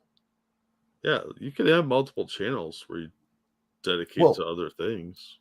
That's why we over here we'll talk about fucking anything. Yeah, we started out doing that though. Exactly, and that's it. If you want to be like that, you have to. But so many people, there's the allure of easy win. Yeah. Jump on, do music reactions. Those are the things that are big right now. You'll get an audience. And then you change, even if it's a minor change, like going from music to movies. Those are different kinds of reactions. So, and often, I mean, they got to be longer because a movie's 2 hours long. So that is enough to make the audience go, I'm going to skip this one. Anyhow. Now, is there a genre where people react to the reactors? Yes. I thought there would be. That's basically what Destiny does now. He reacts to people reacting. And since he started doing it, I've seen a lot of other. Hassan has started doing it. I don't watch QXC, so I don't know if he does. But yeah, it's becoming a thing. See, just to be an asshole, I would react to dead channels. Oh like yeah, people that'd that be just fun. gave up on YouTube entirely. Their channel hasn't updated in 5 years, and I'll react to that. Yeah. Thank you, Keldrig. Listen, you got a blue. Sorry. Listen, you got to blue ball the man whores in the media, or they'll fuck you and steal your money. True. Yeah. Okay. Sorry about that. Remember, guys, if you send me a donation, please do so in all caps. That's not a joke. I'm still having trouble seeing out of this eye. Anyhow, we're only 4 minutes in, and I started it like 2 minutes in. This could be a 6-hour show, guys. Buckle in. Fuck me. Would you do it if you became president again? Turn the indictment tables Well, on I the would Dems? think about it differently. I would have never even thought of doing it, but now you certainly have to think about it differently. It doesn't mean I do it, because I think it's so bad for the country. Yesterday, President Putin of Russia. Before he gets to that, there is precedent from him for this too. All through the 2016 campaign, there were chants at his events, lock her up, and he's like, I'm gonna lock this bitch up. I'm paraphrasing, of course. But he did suggest, yeah, we're gonna get her and put her in prison. And after he gets elected, he just drops it. And people are like, why'd you drop that? And he goes, it's not really something we need to do. And I don't know how I feel about that, Jack, because the bitch obviously broke the law. But in that same vein, it's stuff people had gotten away with many times. The fact that it was as the Secretary of State and she was doing this shit. I mean, I do wish it would have been looked into more. But I can't say that he was wrong for dropping it, because what does that do? It's literally what they're doing to him right now. It would have made a martyr out of her. Is that a good reason not to enforce the law? Probably not. But yeah, I honestly don't know how I feel about it. Yeah. I get why they didn't do it though, because like you said, it would have made her a martyr. Mm-hmm. Same reason they didn't prosecute the Confederacy leadership. Yes, 100%. Because there were people that wanted to string those guys up. Yeah, literally, and rightfully so in a lot of Yeah. ways. Because let's face it, Jefferson Davis is a complete shitbag micromanager. He's probably more the reason they lost the Civil War, because of his constant meddling. In fairness to Davis, he becomes the president of the southern states who basically don't want to be ruled from on high. Mm-hmm. And you're in the middle of a war, and there's times that you got to be like, no, we have to do this. And as much as he tried micromanaging, a lot of it wasn't successful because the states were like, no, go fuck yourself. Yeah, they didn't have railroad as They much did. as Yeah, the North did. That's true too. The technological element really made the North the far superior adversary in that war, because they could move troops around so much faster. Yeah, Dustin said Grant won the war. Logistics and the availability of troops won that war. Yeah, Grant was much better at battles than a lot of the guys before him. So he had a lot of strategic, and he knew how to use the logistics. So he knew to use the railroads. Whereas a lot of the guys were just like, let's march over there. Grant also didn't mind sending people to die. he's like, if this 10,000 dies, we got 10,000 more. So anyhow, Sherman was logistics. Sherman is largely responsible for why the South, even without railroads, why they couldn't get their logistics together. They still could have moved stuff around, even if it was slower. And he just cuts right fucking through the middle of them and breaks it all up. Yeah. So Plus, you anyway, had fun things like the Andrews raid, where they're like, "Let's steal a train." see, Fuck you, South. for those of you new to the show, this is what I was talking about, where we don't really have a topic. Tangents. What are those? Yeah, if you come here expecting us just to talk about one thing or to just talk about one kind of subject, you're in the wrong fucking place. Please stay, but please get used to it. Anyway, here we go. You'll come to love it and find it quaint and quirky. How the fuck did we get on Sherman? I don't know. All right, here we go. Use this as an example of what a rotten country we are, that they go after their political opponent. And other countries are doing that True. too. Other countries that don't like us are doing that. I hate that I keep saying true because that's something I picked up from watching Destiny, damn it. But he's absolutely right. This is being used as propaganda in other countries. Oh, yeah. 100%. Saying it's the biggest story. They love Mhm. it because it makes us look very bad. It makes us look very bad. And they're faking down. And you were saying Trump was wordy. I didn't say it was necessarily a bad thing.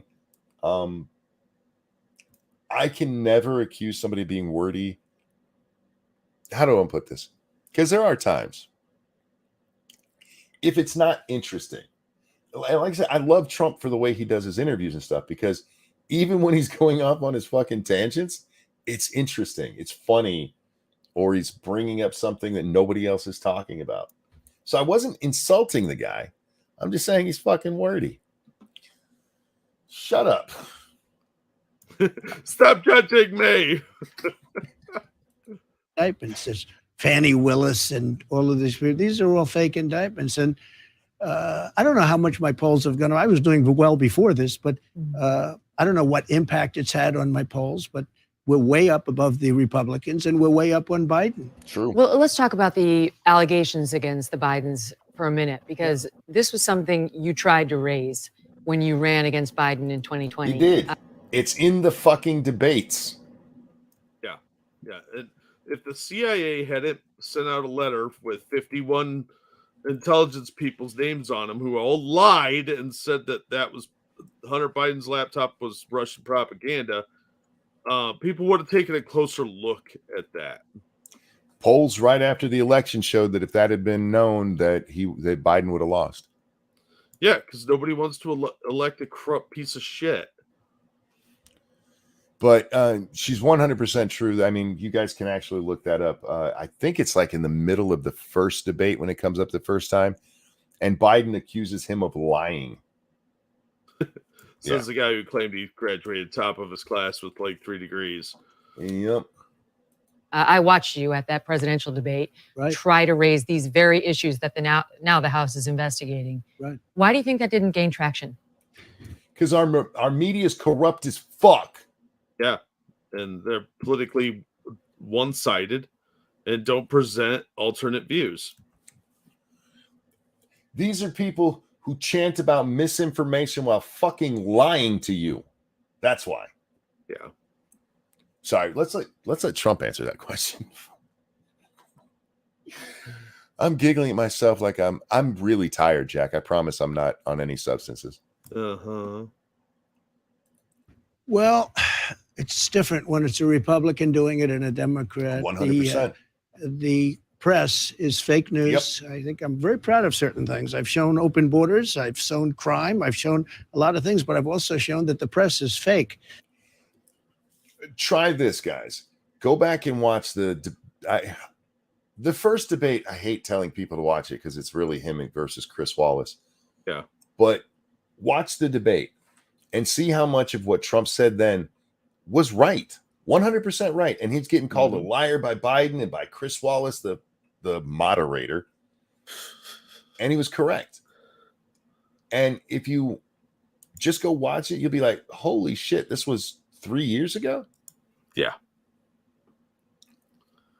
And props to Megyn Kelly for bringing that up. And if I say something, even if it's true, they don't want to talk about it. You know, it's really what they don't talk about more than what they talk about. They don't. How many times have I told you guys that? They can tell a lie by not talking about it. A lie of omission. They'll say something true and leave out the rest of the truth. That is one of the media's biggest, most used tricks. That truth is very inconvenient, though, Monkey.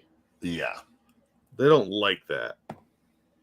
Brand says Sherman was a piece of shit, and I hope he was burning in hell. Sherman was a piece of shit, but he was also very effective at what he was supposed to do. A lot of those guys were pieces of shit. Yeah. Nathan Bedford Forrest used to sell slaves and then committed the Fort Pillow massacre. Genius tactician, evil, evil man. Faithless says they will fact check him and claim it's false yet true. That is a real thing. We back on Lords of the Night, we were watching several of the debates and stuff going on, and there was a fact check by CNN. I remember it very clearly, where everything that they fact checked him on was, while this is true, yeah, well, it's technically accurate. We don't like it. Yeah. So, however, he's a poopy head. Yeah, and it was fucking ridiculous. It got to the point where whoever was reading it, the others could tell who it was because it was the same fucking people who were, because they had like 5 different fact checkers. Yeah. And you could tell by the tone which one of them it was. Yeah, it was fucking sad. Anyway, sorry. Talk about things. You know this better than anybody. Yep. I brought it up at the debate. Chris Wallace, who tried awfully hard to be his father, but he hasn't got the talent. Fuck. He's not wrong. He's not wrong. But wow. See, I told you I love this guy. All right, here we go. And what happened, Mike Wallace, who was great, who interviewed me actually in 60 Minutes. He actually gave me probably the only good interview he's ever done, meaning a nice interview. He liked me and I liked him. He was a tough cookie, but he was good and a total pro. But Chris will never be that. But at the debate, he was moderating, and I said, what about the mayor of Russia's wife? He's the mayor of Moscow's wife. Now, this is something not being brought up, but he absolutely brought this up during the debate. The mayor of Moscow, he's going to get into it. I don't want to step over him here, but it is interesting to me that we've talked about Russia. We've talked about China. We've talked about Ukraine, but the Russian part hasn't been brought up since Trump did it in the debate. Yeah. Nobody wants to look into that because it's very politically inconvenient because of the whole Russia nonsense that they went after Trump for. And here Biden's fucking taking piles of cash, or Hunter is anyway, for from the Russians. What the shit, man? What about the mayor of Russia's wife? He's the mayor of Moscow's wife. Now, you have the mayor of Moscow, him, married to a woman. He passed away, left her a vast fortune from being the mayor, okay? I mean, this is a nice way to make money. And she gave $3.5 million to Biden. And I brought that up during the debate, and Chris Wallace said, this has nothing to do with anyone. Well, now it's the biggest subject. Everyone's talking about it. And now they go back to that debate, and that debate's getting a lot of look-see. I swear to God, I haven't watched this. Yeah, you really should go check out that debate. If you haven't watched it since it happened, or you didn't watch it then, check it out. But to his point here, I haven't heard anybody talking about the Moscow thing. And it is really interesting that $3.5 million is given to the Bidens by this woman. It's not like they were selling something. Well, they were, but not a product. Yeah. They were selling a service. Yeah. Sorry, Russia, you got outbid by Ukraine, who's using our money to buy off our president. Yeah, well, they're laundering it back to some of it back to the DNC through FTX. And it's a shame that they didn't do it. Chris Wallace should have never done what he did. True. He tried to stifle it. I mean, literally, I was like debating 2 people. True. I was actually debating 1.25. You were debating. I cut him off here. You were debating one, and it was Chris Wallace, because most of the time Biden was mumbling to himself. Yeah, I pulled my pants. Man. He's dumb. I saw a great a great meme today with Biden, and it said, "Who pooped my pants?" Definitely poop my pants. That's your fault. You made me think of it. I just stifle it. I mean, literally, I was like debating two people. I was actually debating 1 1/4. I would say Wallace would be 1 and Biden was 1/4. This guy doesn't have a fucking limit on his mouth. No, it's great. It's fucking hilarious. How many times have you heard me say I wish our Congress was more like the House of Commons in Britain, because those guys just fucking go after each other? Yeah, they're kind of assholes. Still, while being as proper as possible. I want honest politicians. I don't want douchebags, because he's not being a douchebag here. He earned the right to insult Biden and Chris Wallace. They hit him, and he's not even hitting him that hard, except for, saying Biden is a quarter there is actually being kind of charitable. Yeah. But anyhow, have a good night, Jeff. Later, Jeff. But he was just standing there. But I said, the mayor of Moscow's wife gave him $3.5 million. I want to find out why. What did he do to earn this money? Tried to raise and that. they wouldn't do You that. tried to raise China. You tried to China? raise the laptop. Yeah. You got shut down. Everything. And they didn't want to discuss it on social media. Got banned on Twitter, the New York Post, all those stories. Let me shift gears and ask you, now that Joe Biden's in the office, there was just a poll out. 77% of Americans say that Joe Biden at age 80 is too old to be president. Are they right? No, they're not. And I know a lot of people are on that bandwagon, but I'm going to keep saying this. It's not an age issue. It's a cognitive issue. I don't give a fuck how old they are. Joe Biden shouldn't be president because this man can't tie his own fucking shoes. And not because he can't reach them.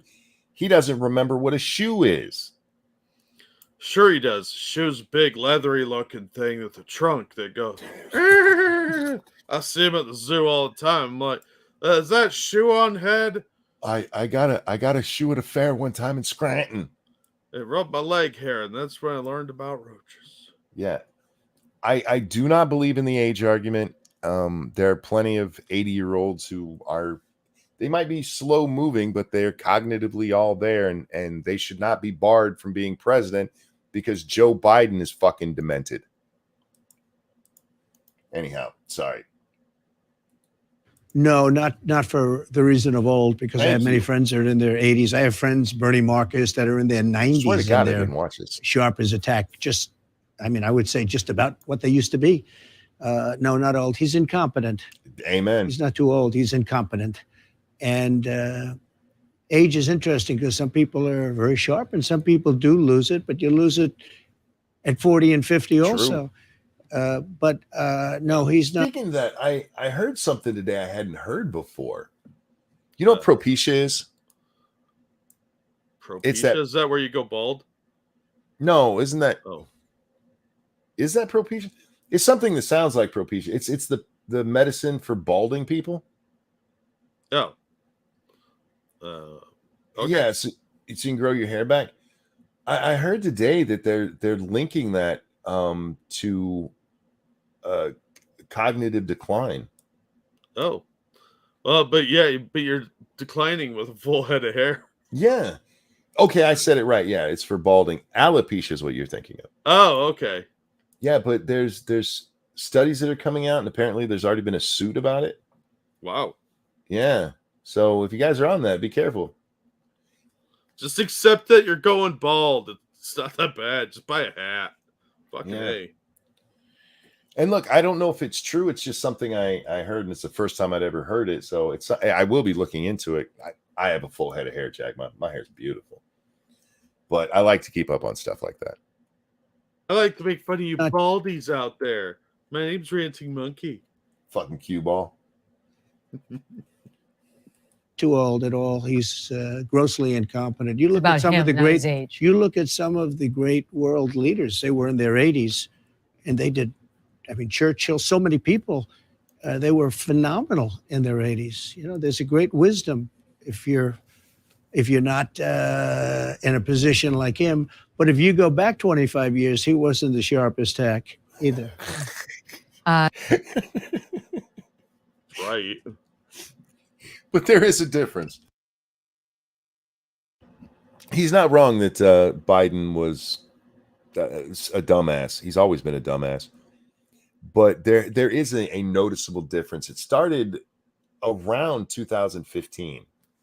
And I suspect it actually started a little bit earlier, but they kept Biden, a tight lid on Biden when he was vice president. Because every time he opened his mouth, they had to apologize for it. Yeah, he was always saying stupid shit. And he's been doing that since the 70s or 80s because, I mean, look at that video where he calls the guy out and he's like, I got 3 degrees and graduated top of my class. You fucking liar. But again, if you watch that, he's clearly got his faculties. He's just a fucking liar.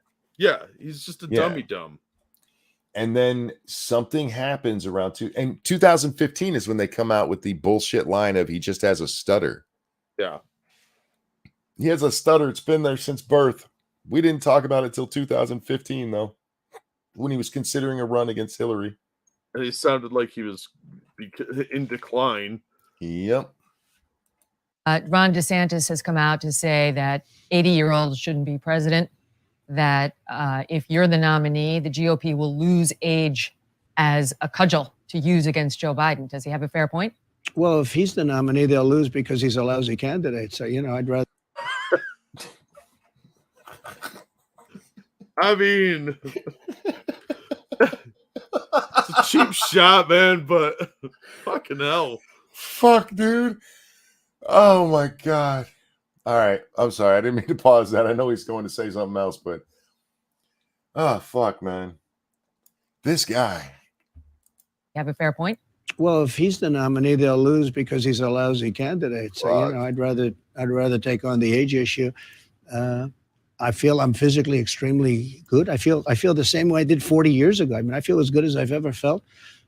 Athletically, I'm just about as good as I ever was. I do certain things. I play golf. I win club championships and I beat people that are 25 years younger than me. I hit the ball just as far as I actually think I hit it a little bit further, but just at this club, this is a big club with a lot of good members, a lot of good players. Good genes, Mr. President, because you eat McDonald's. I know you love chocolate. You love the Diet Coke. How are you doing that? How? Well, it's really a parental thing, much more so than I believe in the racehorse theory. Fast horses produce fast horses. I mean, it's a little bit about your parents. My parents were very good. They lived to an old age. Okay, I'm just pausing here because we haven't talked in a while. There is maybe science will figure this out one day, but that is a real thing. I mean, some families live to their 60s and others live to the hundreds, no matter what they do. Yeah, look, you come from good stock. You come from good stock. Apparently, I came from very bad stock. You're just broken. My father he lived old. He lived into his 90s, well into his 90s, and my mother lived quite a life. Okay, let's talk policy, immigration in particular.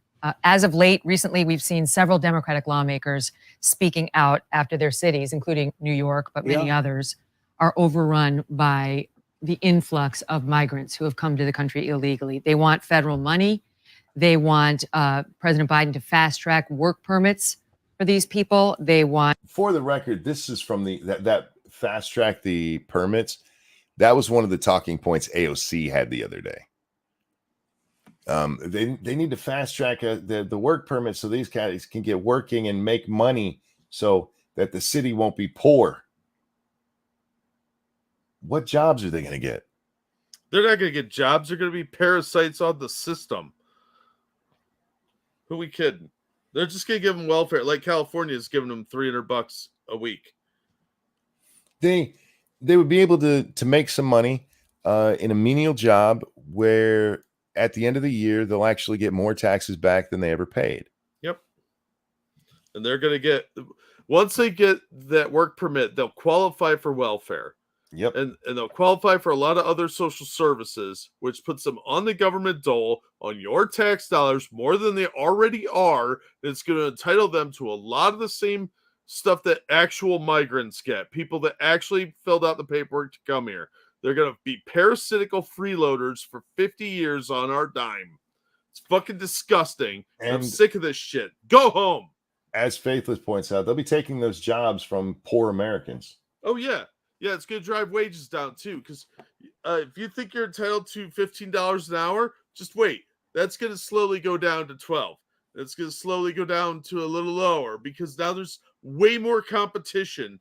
You have so many more people applying for those jobs now that are willing to work for poverty wages because they're used to being broke. Well, no, to them, I mean, $7 a quarter? I forget what minimum wage is. $8, I think now. To somebody coming from Guatemala, that's a fucking rich man's salary. Yeah. Anyway, all right.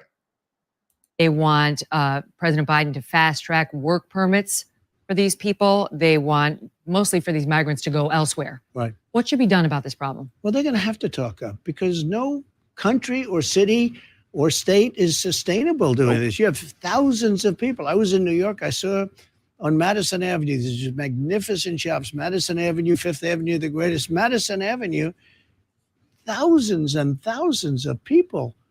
And they're sitting on the street. They're not even on the sidewalk because there's not enough room on the sidewalk. And you have these beautiful stores that are paying a lot of rent and they have to sell luxury merchandise, and that goes to the city in form of taxes and all these other things. And they're not going to be able to stay in business. The money that's being lost in these cities, Chicago, Los Angeles. So now you have the massive crime problem, and it's vast in Democrat-run cities. On top of that, you have the migrants or the illegal aliens, many different names, but the illegal aliens pouring in, going into the city. Hold on 1 second here, Jack. Got a donation coming through. By the way, guys, brought to you by you. Like button. Please, please, please hit the like button. The engagement really helps. Say hi in the chat. That helps as well. If you can and are so inclined, please donate to Jack or myself. The link is in the descriptions of your videos, and it's going through the chat in YouTube. Unfortunately, we can't keep it going through the chat on Rumble. Sorry, guys. It doesn't allow us to lock it in there. Keldrick, thank you. I see people make the health argument in favor of Biden a lot. They love to point to his bike rides, never minding that he falls off his bike and trips on flat ground. At least Trump has his mental capacities. Yeah, these are people who made a big deal about Trump needing help going down a slippery ramp in dress shoes. Like, oh my God. But they have no problem with Biden literally just falling. Yeah, shit. I need help walking around in dress shoes when it's wet. Have you ever walked in ice or water? I mean, it's slippery if you're wearing dress shoes. Mm-hmm. They're not exactly the most grippy, you know. And not everybody can dress like Fetterman for work. And this was a flat metal ramp. Yeah, angled down. He's still an old man, and he was the president. He could have had them carry him like Hillary did when she collapsed. Remember? Old. All right. And it's sad because the mayor of New York, he knows that it's a very horrible thing, and they're afraid to take on the Democrat Party. You know, it's very hard to take on the Democrat Party. Look at RFK Jr. Pause that for a second. Just go back to the Obama years, just to before Trump gets in the race. And every Democrat was saying, we got to do something about illegals. And Trump gets in the race, and suddenly it's like, we got to protect the illegals. Yeah, because he started talking about building the border wall. Yep. How dare you? Yeah. These people have a right to be here. Fuck you. No, they don't. Go home. Yeah, go home, parasites. Not giving him the vote. I mean, they're saying you have to get a vast number of votes in order to even qualify. They're making it impossible for him. You know, they're essentially rigging the election, which they're very good at. So, oh, fuck. Oh, son of a bitch. Oh, man, he is so good at those cheap shots. He really is. And like, so well timed. Yeah, like he's got it mapped out in his head, and he's like, all right, I'm going to hit him right in the nuts right here. Just a little graze, little slaps. They're like, it doesn't hit him right away. That one's like, did I even get hit? And then, oh yeah, I did. Oh yeah, I did. Oh, there it is. Ow, ow. How do you get them out of there? Like you take over as president. What are you going to do? Well, you're for going to them? have to move them out. Look, this is not sustainable by this country. So I think the number will be at the end of the year 15 million people. It's not going to be 3 million, 2 million. I think it's going to be 15 million. But the truth is, we have no idea because they're pouring in. Also, they come from prisons. They come from insane asylums. They come from mental institutions. And there's vast numbers of terrorists. I saw just on one of the shows during the weekend. Again, I haven't watched this, but I really wish he would answer the question. She keeps asking, what will you do? And he hasn't answered that yet. No, but he's not wrong in what he's saying. No, he's we know not. Venezuela has been emptying their prisons and mental institutions. Probably and the Russians prompting, but and that there's been terrorists caught trying to come over the border. oh And yeah, that's the we ones just we've talked caught. about some the other day that were on the watch list. Yep. So yeah, he's not wrong. It's just he's not answering the question. Yeah, just how are you gonna do it? How about round them up, send them home? That's all I need to hear. Yeah. That in 2019, that was me, we had no terrorists come in, no terrorists. They knew that they couldn't come in. We were very tough. Zero. It actually said zero, Yeah. which is shocking because Yeah. I'm sure a couple got in. And then I see over the last couple of years, it was large, hundreds and hundreds of terrorists coming in. But I noticed in 2019, it said zero. I don't know if I even believe it myself, Yeah. but it saw showed you that we That have. is so Trump right there. I'm sorry, I gotta stop. I'm so awesome. I couldn't even believe it myself. Oh, dude. And he does it so sincerely. It doesn't even sound like he's bragging. He doesn't need to brag. It's just fucking funny. This dude is amazing. This is why Trump has been as successful as he is. He is just such a good salesman of himself. Yeah. And yeah, Faithless, that we know about. Whether and he pointed that out before he made the. I didn't even believe myself. That he's sure some got in, of course. But the problem now, and I've seen so many people. What has Joe Biden done that's told these guys to come here? What's he done that's told them not to? Yeah. Yeah, there's been no real deportations. People get released straight into the country. Well, why would you think that there's going to be a consequence when everybody's like, all right, you're really not supposed to be here, but come on in. It's fine. The Yeah, Biden administration came up with a program for 5 different countries from South America, where if you're from one of those countries, all you got to do is tell them you're coming in. They will give you a phone and turn you loose. Yep. And they give you that phone so that when they call you to tell you it's your time for a hearing, you'll show up, because everybody does that. Of course they do. These are good, wholesome people with the spark of divinity, Monkey. Why would you Indeed. think otherwise? Because I'm smart. I'm not a retard. Just because you pay attention doesn't mean that these people have bad intentions and are going to be mooching off our system because they're, largely military-age people who seem to be avoiding their own countries. Shh, nothing to see here. Had a tough policy. And now it's hundreds and hundreds of terrorists are coming in.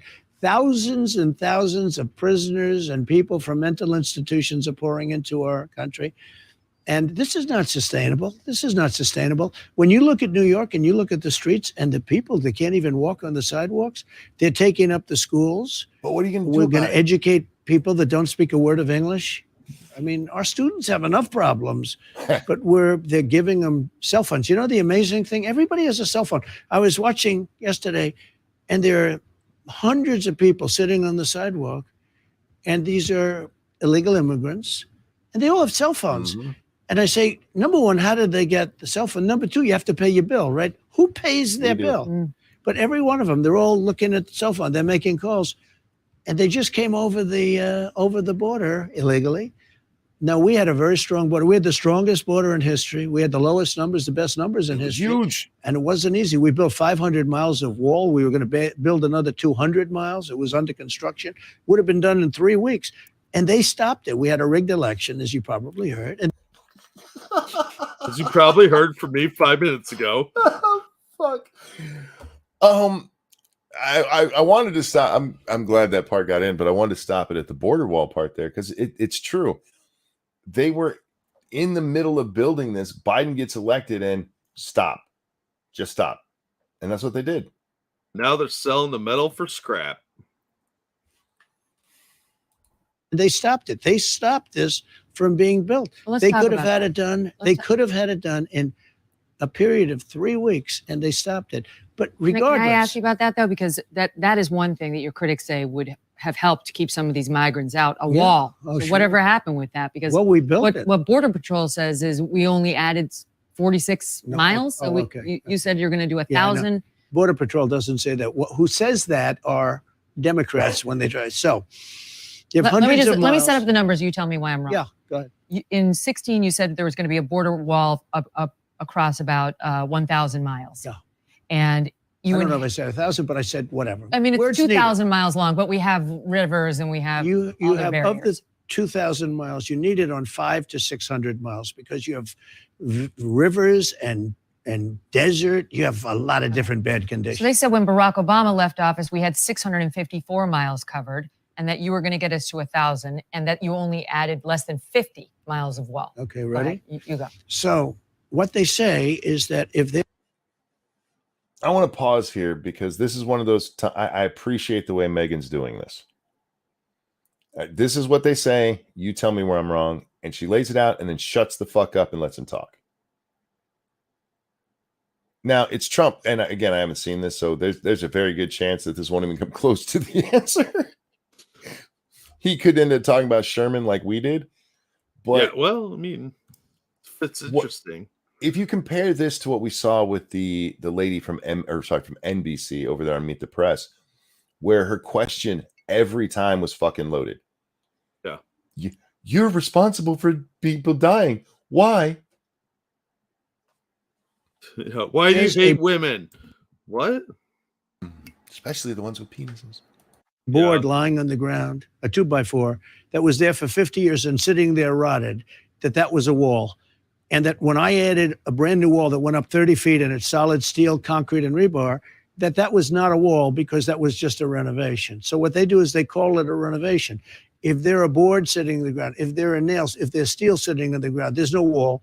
But if it used to be a wall like 30, 40 years ago where they had just a fence because there were no walls, they had just like a little low fence or a barrier so that cars couldn't come across, and it was rotted and laying on the ground, they don't give me credit for a wall. But they do. Okay. This is one place he's how do I want to say this? Exaggerating?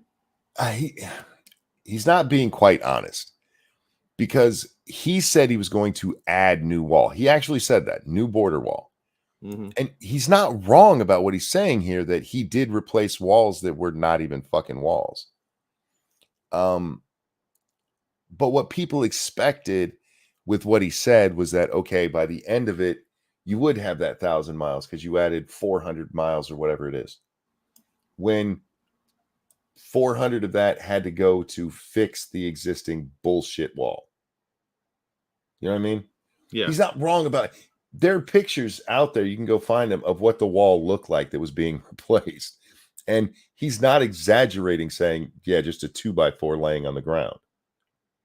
That is not an exaggeration. So he did add wall, but it was replacement wall. He should still get credit for putting up the wall that was there because there wasn't actually a barrier. It was just listed as a wall because it once was. But I don't blame people who were like, hey, you didn't actually add more to what we said was existing. You know what I mean? Yeah. I mean, I agree, but I also just came up with "We was walls, yo." We was walls. It is true, man. If you see, it's still to this day, some of the wall that we have on the border is fucking ridiculous. It's pathetic. Babies could crawl over it. You know, if they make it out of the womb. Yeah.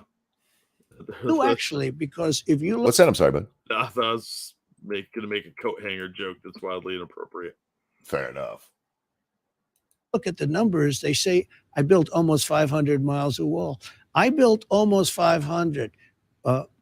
Some of that was wood laying on the Mhm. ground that we took away, threw away, and we built a brand new wall. So what they're trying to say is that we built 50 or 60 miles of wall because there were 50 or 60 where there was never anything. But any wall that was there was decrepit. It was gone. It was rusted. It was rotted. It was laying on the ground. And we would actually just take it away.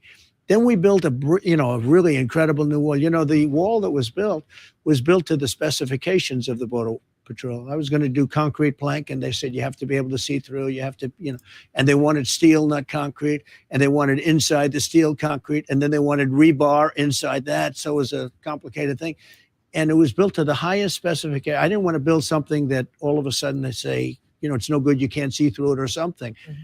And we built almost 500 miles, and they admit that. But what they try and do is they say, oh, there was wall there before. It wasn't wall. It was a board laying on the floor. Mm-hmm. That might have been a wall years ago. Well, now it's a President very Biden's he's selling off the materials terrible. that you had allocated for new wall. Well, you know, so I built almost 500 miles. Then we were going to add 200 miles. We thought we were going to easily win the election, but the election, bad things happened.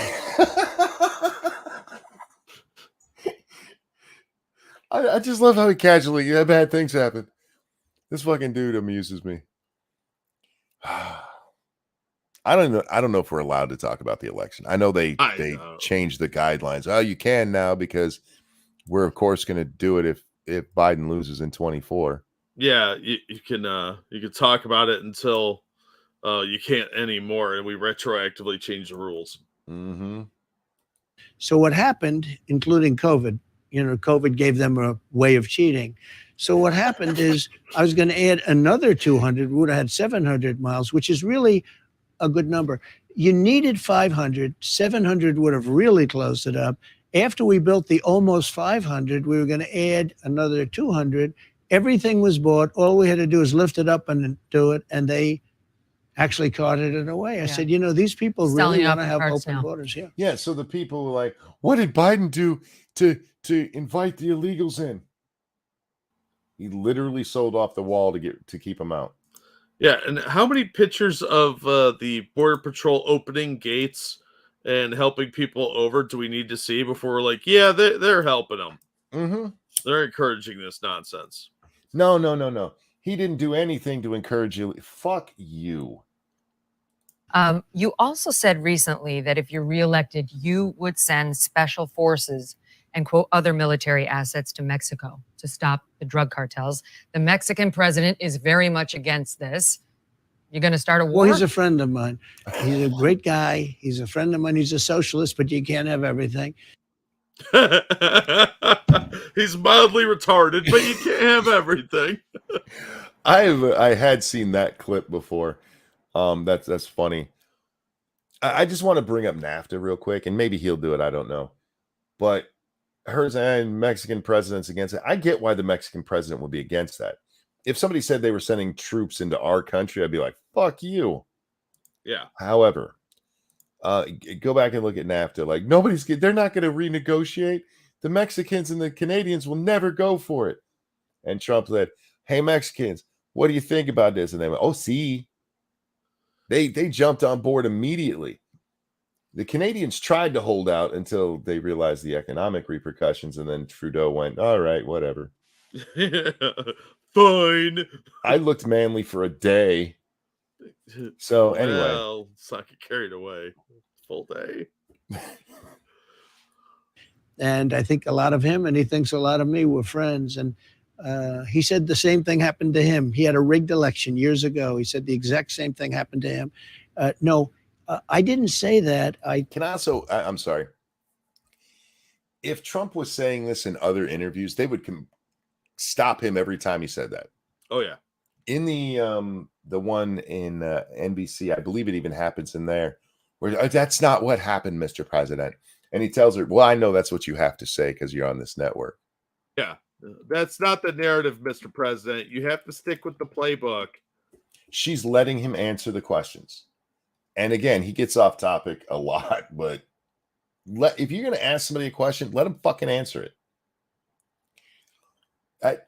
Megyn, I'm not your biggest fan. I like you a lot since you've gone independent, but this is how interviews should be done. Ask the question, let them answer. But Instead Megyn, of this new notion of you got to fight back and push back against them. You guys only do that one way anyway. It's one-sided, so fuck you. that's because they're partisan hacks. But look, Megyn, you're doing a pretty good job here. And even though you've gotten kind of old and you're probably a little looser down there, I'd still plow you. And that's why she's never going to let us talk to her. This is whatever. She's totally like, oh, that sounds hot. Wouldn't that Right be now. great if we got an email and it's from Megyn Kelly going, yeah, I saw Jack and I'd like to be on your show. That would be fucking hilarious because she is kind of a feminist, so she'd probably berate me the whole time and be like, yeah, tell me more. No, we all know feminists when they're in there like, yes, take me, daddy. Yeah, like, Yeah. treat me like a traditional woman. Yes. Yeah, they've got it backwards. The left with women, it's supposed to be, a lady in the streets, a whore in the sheets, and they're like a whore in the streets and a lady in the sheets. They lay there and just do the missionary and like, take me, daddy. Yeah, right. And oh my god, it's like if you ever have kids and they're near a mine shaft, they're like, I wish to go harvest some coal, father. In Scranton. Yeah, they crave the mines, is what I'm saying. That's why they're called miners. She crossed her legs for me, monkey. Maybe it was for you. Patriarch me harder. Oh fuck. Somebody said I said that, and actually was met with great applause. If you want to know the truth, they said that I said that at a meeting. So you're not going To use the pen. pen, I'm not going to say what I'm going to do. I mean, I may do something. Something has to be done. Look, we're losing, I think. And for the record, that is the right answer. DeSantis going out there, I'm going to send in you and me, Jack. We can say that. That's what should be done. But you're auditioning to be the leader of the free world and going into that with, I'm going to basically commit acts of war on your soil. It's a bad look, but other politicians get a little upset about that, especially if it's their country. Mm-hmm. They get a little bitchy.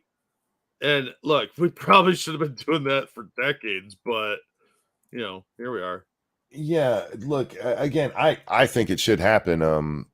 These drug cartels are out of control and the Mexicans aren't doing anything about it, and it is leaking over our border. It is our problem. Yeah.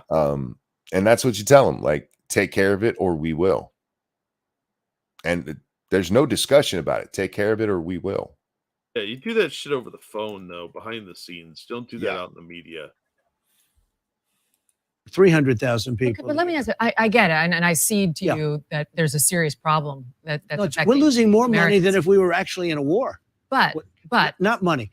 a lot of the Money Republicans and are saying lives. they're going to do this. We're losing more lives. If we were in a war, we wouldn't be losing, because I believe the number is 300,000. But we can't have a war with Mexico. No, it's Can't a we? war on cartels. Mexico's petrified of the cartels. 100%. The cartels are running Yep. Mexico. But if we send our troops across the southern border, you know better than I do Well, that but the they're Mexican president, sending- if he doesn't like it, we're in a Yeah. war. I know, but I'm not with. Do you think Mexico? war in history? Do you think Mexico stands a chance in that war, sweetheart? I mean, seriously. If we went balls out, unless we were fighting it like Vietnam, where the politicians are running stuff, you let the military handle that. That's gonna be the shortest war in history because Mexico's standing army sucks ass. They're a third world country for the most part. Yeah. And frankly, the whole reason that Mexico gave into the whole NAFTA renegotiation so quickly is because they rely on us for a lot. Yes. I maintain that if you really want to cripple Mexican power base and say, hey, you're going to stop these illegals coming over, you just shut off the money. All Yeah. the money being transferred south, because Western Union basically You beat just me. exists for this. You beat me to it, you bastard.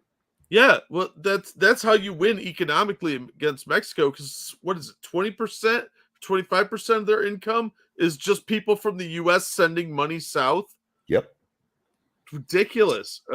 That would be like, all right, look, we're going to seize that money to pay for all this border enforcement we have to do because you're allowing them in. Do this. You either take care of that problem or let us help you take care of it, or we are going to stop wire transfers from the U.S. Yeah, because it seize it because it's now drug money. Yep. Who's bringing all that fentanyl in? Illegal immigrants. You don't even have to seize it because snail mail, I guess, would still kind of work, but it would be such a blow to their economy because they get it instantly. Yeah, well, I'd seize it. We're going to spend that money on all these shiny new border defenses we've got. Too worried about that war. No, Mexico is sending their troops into our country in the form of illegal aliens that are killing people in many cases, that are causing lots of disease and lots of problems. You know, they're coming in. I had the medical barrier that Biden dropped. I had every barrier you could have. Even the judge said, "Are you sure you want to drop this? I don't think you should drop this. This is a terrible thing." The judge actually said that because Title 42. Yeah. Title 42. He said, you can't drop this. He's telling them, but it expired 6 months later. He said, well, if it's expired, but you don't want a ruling. The judge didn't want to do it. He said, you're going to destroy our country if you do this. These people, true story, by the way, are destroying our country. And it's amazing. You say, why? Somebody said the vote. I said, they don't need the votes. They cheat.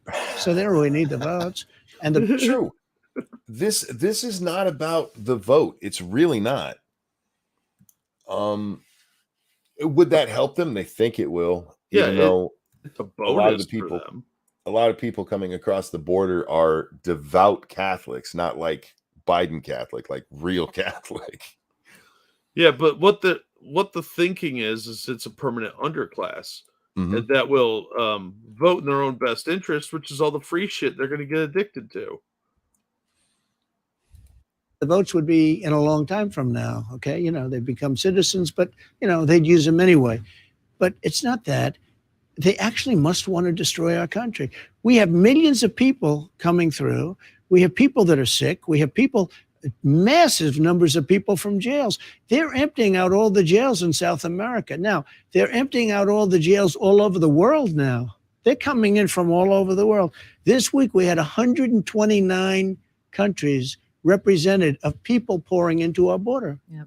129 coming in from the north. Most people don't know you have that many countries. Yeah, for the record, there's less than 200 countries in the world. Yeah. More than half of them have sent illegals here. Real quick. Thank you, Keldrick. We can't have a war with Mexico, I assume, because the more accurate term would be a conquest. Mexico's not going to stand a chance if it comes to that. Yeah, Yep. no, I would be like, look, we're going to start annexing land. And we're going to do it by force if you don't knock this shit off. So, Yeah, we're going to bring Baja California into the United States. Yeah, that's going to be actual California in about 5 minutes. Mm-hmm. Yeah, the idea that we have to worry about, and look, this kind of is might makes right, and that's not always the best way to be. But we are literally talking about Americans dying. Yeah, between all the criminals and the fentanyl, yeah. Plus, they're bringing diseases like Zika virus. We didn't have that before the illegals brought it up. Yep. You actually have much more than that. But we had 129 countries represented where people are coming into our country. Some of these countries, we don't even have people that speak the language of those countries. We don't even know how to teach it. And then the kids end up in our classrooms and they don't speak English. That's right. That's right. It's a terrible situation. Let's talk about the They kids are in birthright. Megyn, they're destroying our country. Birthright citizenship is an issue that's Yeah. a lot of people. I cannot stress this enough. I really do like the way this interview is being conducted. Yeah, I think she's doing a really good job. Let them answer the questions, and then when there's a good point, and move on. Yeah, and there have been a couple of times where she stepped on him a little bit to redirect, but it's still to get the answer that she was looking for. Yeah, So well, to get him to answer that specific question. exactly, yes. I would give my left nut for the entire media to be like this. Yeah, I'm not using it your anyway. nuts are safe. I'm not using it anyway. Anyhow, People have raised Sure. as part of the problem. People come here, they have a baby just so they can stay. You've said that you will end it by executive order if Yeah. put back in the White House, but putting aside the legal questions around whether that's possible. Some people. I want him to do that. This question has already been settled in the Supreme Court, but having it revisited by the Supreme Court would be wonderful. Yeah. Because the Supreme Court has already ruled that anchor babies are anchor babies. That's what it meant. That's not the 14th Amendment didn't mean you could come squat and push out a kid on our borders and suddenly it's an American. Yeah, but the Supreme Court we have now might clarify that, like they did with Roe v. Wade. They should just completely reverse it. Period. Give the eye monkey, it's out of order anyway. I can see out of it partially. Thank you. I just can't see directly in front. All right, here we go. People say you can't do that. Some people I- say you I can. said Some I'll people do say it. you can. But you made this promise back in 2016, and then you didn't do it once elected. And Yeah. then, as president, you kept saying you were going to sign an executive order on this, and you didn't. So The why should lawyers- people believe you now? Because the lawyers didn't want me to do it, because the lawyers were saying you have to go through a whole big thing all over the country. You need votes of every state and everything else. I would do it. One thing I'll say.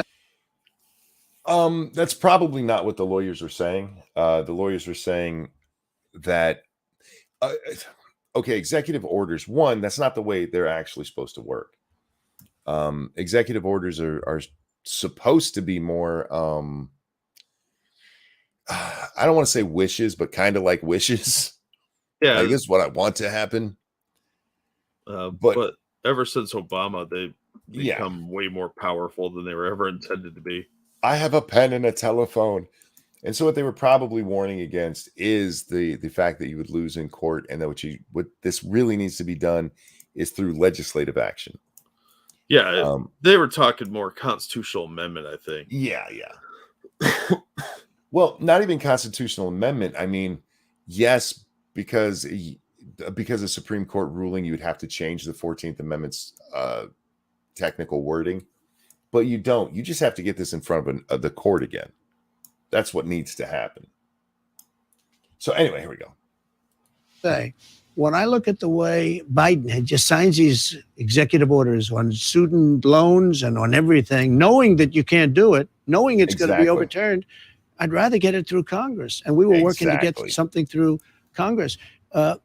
So crazy. Somebody comes in. Yeah, and real quick, the reason it has to go through Congress, there is a chance that if it was an executive order and it went through the Supreme Court, that they would go, okay, we're going to shoot down the order itself, but because of the order, we're going to revisit this case. That does not happen very often. What would have to happen is it's got to go through Congress so that it's actually a legal something that was legally done. An executive order used that way is not legal. It's just not. So he's right about that. But Mr. President, you shouldn't have been promising it, and you've gone ahead and said you were going to do it again anyway. That's you know what I mean? Yeah, I think he trusted his advisors way too much during the first administration. But in this case, they were right about how it should have been done. It just this should have been pushed through the Republican Congress in 17 and 18, and those pussies didn't do anything. No, because the Republicans are spineless coward shitbags. Yep. If they put one foot on our land, you have to take them. They have a baby. Congratulations. The baby becomes a citizen of this country. Then they have chain migration, where the baby then brings in the whole family. The whole thing is crazy. So the lawyers wanted to go through, and the politicians wanted to go through and get this approved through Congress and actually go through the states. That's how bad it is. Birthright citizenship. A lot of people say you have to go through states. And I'm not taking an opinion, because I don't want this. I don't. That part is the Constitution, where you'd have to amend the amendment. Just for clarification, what he's saying there. Real quick. Thank you, Evolved Potato. You know, the origin of birthright citizenship was someone whose family legally moved to the U.S. as permanent residents, but couldn't get citizenship because Chinese weren't allowed to be. The illegals shouldn't even have access to it. Yeah, well, the birthright citizenship, it's It should be limited to people that become American citizens, or if your kid was born in another country and you're an American, one of your parents is American. This whole you can come over and just plop a kid out. That's bullshit. It's got to stop. Yeah, the case that it's based on is I mean, it is important, but the reason for the ruling was the 14th Amendment, where it's the 14th Amendment. There's a clause in there that made slaves United States citizens, because there was an argument that they weren't actually citizens. It's like, no, if you were born in this country, you're a citizen. And they take that and give us the squat babies. Yeah. And it was a bullshit ruling. Dumb as fucking shit. And it needs to be overturned. It really does. I don't want them using this in court. I happen to disagree with them, and I would have done it. I was getting ready to do it, and then COVID came in, and we had bigger problems. But now you say you will sign an I'm going to executive do order. it. I will do an executive order. Yeah, 100%. Let's talk about COVID. For years, again, I really hope he doesn't, because this actually kind of kills the whole issue. Because if this goes before the Supreme Court, it's going to get shot down. And it'll get shot down. They won't review the case. And then it'll just kind of go away. Because people say, oh, you can't do it. The same thing. How many times have we seen something shot down? And they're like, oh, see, it was shot down, but it was over some procedural error. Yeah. And it's never brought up again. The people who have standing to change things don't do it because, oh, no, it got shot down. It's been decided. We're lazy. Yep. You've been saying that the reason you didn't fire Anthony Fauci was because he'd been there for a long time, that you would have taken heat, that it would have created a firestorm, quoting your... And he's not wrong about those things, but I do not believe that's why I didn't fire Fauci. You have to look at the time frame of this. Most of the Fauci hate does not come until 2021. Most of COVID, most of 2021, fuck me. Most of 2020 COVID, Fauci is still seen as somebody that we should listen to. He's seen as this medical expert. And a lot of the anger towards him doesn't creep in until 2021. So towards the end there, you can see a rift between him and Fauci. There's less of the press conferences, and there's Trump disagreeing with the experts. Mm-hmm. But I just don't believe him that he didn't do it because he'd get heat for it. I think he just didn't realize how bad Fauci was until afterwards. Too late. And by then he was out of office, and everybody else started catching on too. And so I don't blame him for this. I mean, he's the captain of the ship. He's not supposed to know how the engineering works. He's supposed to know that engineering's there, and this is the guy who keeps it running. Yeah, you can't know everything. So I give him a little bit of a pass on Fauci. Again, he has to trust the people around him, and if they're shitbags lying to him, yeah, we took all our guys out of Syria. Ha ha ha. You know, exactly. What are you supposed to do? I think he was. I can't say it was wrong for it, because if I was in his position, and hey, this is the most medical expert in the whole world when it comes to infectious disease. Yeah. Like, okay, he's the disease guy, so I guess we go to him. You can only work with the information you've got at the time. Yeah. A lot of people are using hindsight right now on something that he really couldn't have known. And I told you this was going to be one of their attack points against him, but it's not a fair one. It's really not. But anyhow, I agree. And I do not like, because I do think he's a little revisionist history himself here. Well, yeah, but all right, let's get his answer. I mean, I've already tore apart his answer before he's given it. That's just what Megyn said. All right, let's let the man talk. Your words. Then for the first time in May. I also said I didn't listen to him too much. I'm getting there. But then in May, you started saying, well, he's a civil servant, so I couldn't technically. The truth is, though, not only did you not fire Fauci, who is loathed by many millions of Republicans in particular, but also some Democrats. By the way, you made him a star. You made him a star. This is the criticism of you. Again, that's not fair. Yeah, I don't think that's a fair statement. He didn't make him a The star. media The made media him a did. star. Thank you. Yeah, the media did that. Same page. Woo! Trump. How many other people did Trump have that were experts that never went on MSNBC every other fucking night? Yeah. They're the ones who made him a star. That's not fair to say about Trump. Anyway, sorry. That you made him the face of the White House coronavirus task You think so? force, that he was out at every presser, that he was running herd for the administration on COVID, and that you actually gave him a presidential commendation before he left office. Okay. To that same thing, that Bricks lady, wasn't that her name? Maybe. The older lady with the whiting, red hair, whatever. She ugly bitch, no personality. She was at every one of those too. She wasn't on MSNBC every night. So Bricks, thank you, or Burks, thank you. She was there every night too. So just saying that he had him at every press conference, she was there too. She was a medical expert. Lots of people are at a press conferences. They just sort of push everybody out. You know, that doesn't mean a whole lot to me. And she was speaking most of the time too. So it's not like it was just Fauci. They made him famous, not Trump. That is so unfair. And again, Megyn is saying other people say this. She's not necessarily saying it. She's giving him a chance to answer that criticism. So I don't blame her for the question. It's a fair question because it is what's being said. Yeah, it's an unfair criticism of him. Yes. Anyhow. Wouldn't you like a do-over on that? Sure. I don't know who gave him the commendation. I really don't know who gave him the commendation. Presidential commendation. One went I out know to Mark somebody Miller, too. probably handed him a commendation. He probably, but let me just tell you about Fauci. I don't know. We hand that shit out like candy. I don't know. Like he got it in the Cracker Jack box. Sir. Come on, man. Stop playing.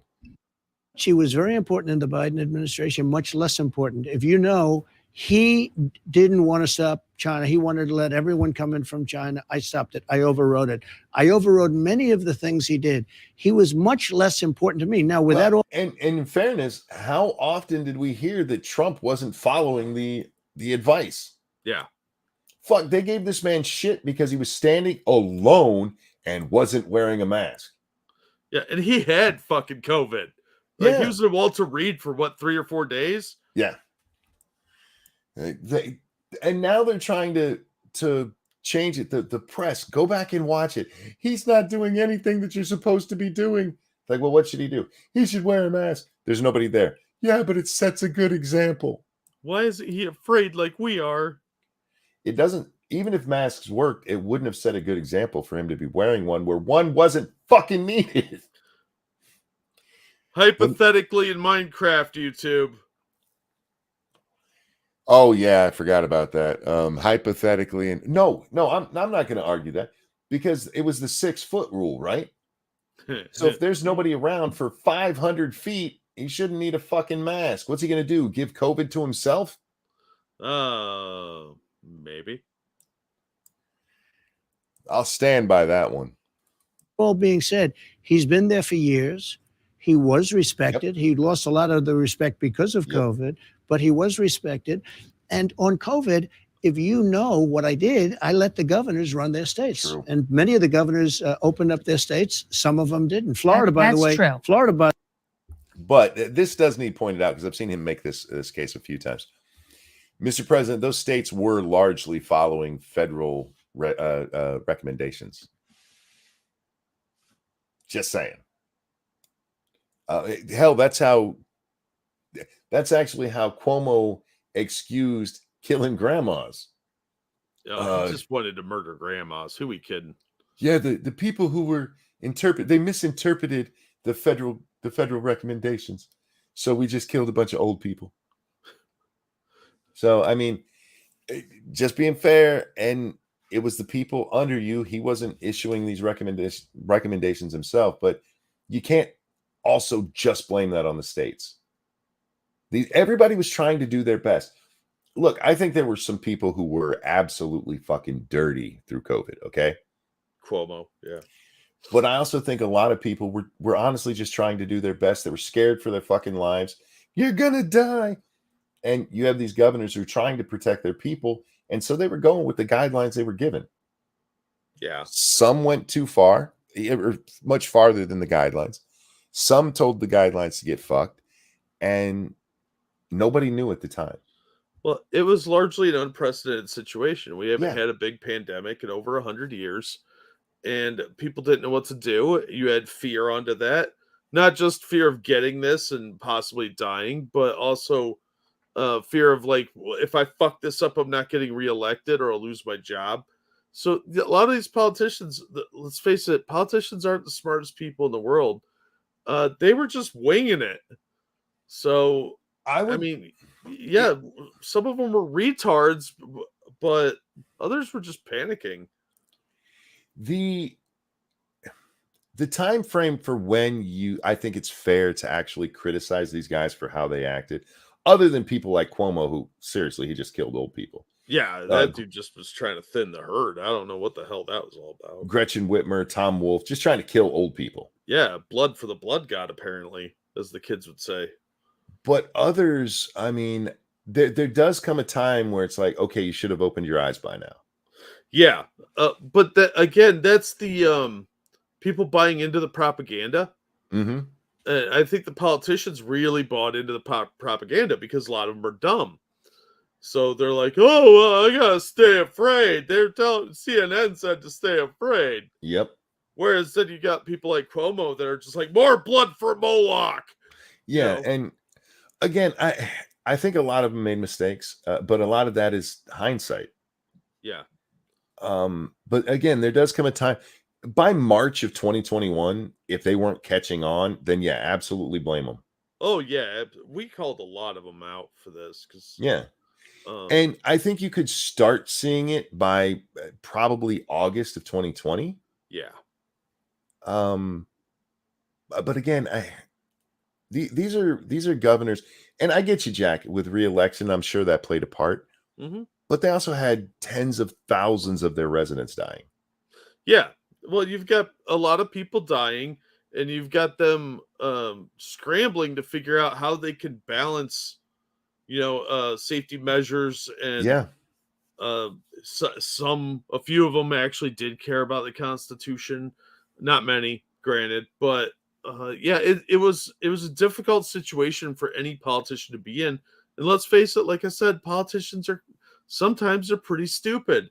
And if you don't know what to do, you're a little freaked out. You're gonna make rash decisions that aren't always smart. And in the moment, they seem like the best idea, but it's really not. And yeah, like I said, that doesn't mean they had no culpability. No, of course But not. I understand it. And if I was the leader of one of those states, now the people that really should be blamed are the people like Fauci. But again, nobody knew this or nobody was paying enough attention to it because of things like, hey, this whole way we're handling the pandemic came from a 15-year-old. The people who instituted that are fucking evil. Yeah. Just evil. A lot of the people at the CDC were getting influence from like the teachers unions, shit like that. There was a lot of really bad policy coming out by people that should have known better. Yeah. People that are supposed to be authority figures that are supposed to be responsible for stuff like this. And Fauci, that little terror gnome, is a piece of garbage. Yep. And he's responsible for a lot of innocent people dying. And you had Fauci straight up lying to Congress. Yeah. Repeatedly. Oh, yeah. Yeah. Well, and the press being either, I don't even think they're afraid. I think they were culpable in this too. Just, how dare you suggest this man was like, this is a man who wore a double mask to a Senate hearing where nobody was within 12 feet of him. Yeah. And he knew the efficacy of masks. And he stands up when he thinks the cameras are off and immediately takes it off. The next time he's in front of them, Rand Paul calls him out for his performative bullshit. And what does he say? It's not performative. How dare you say that? And the press repeats what Fauci said. Yeah. because the press are fear merchants and they make money off of fear. So of course they're going to go with the guy causing fear. It's like Freddy Krueger's got a PR team.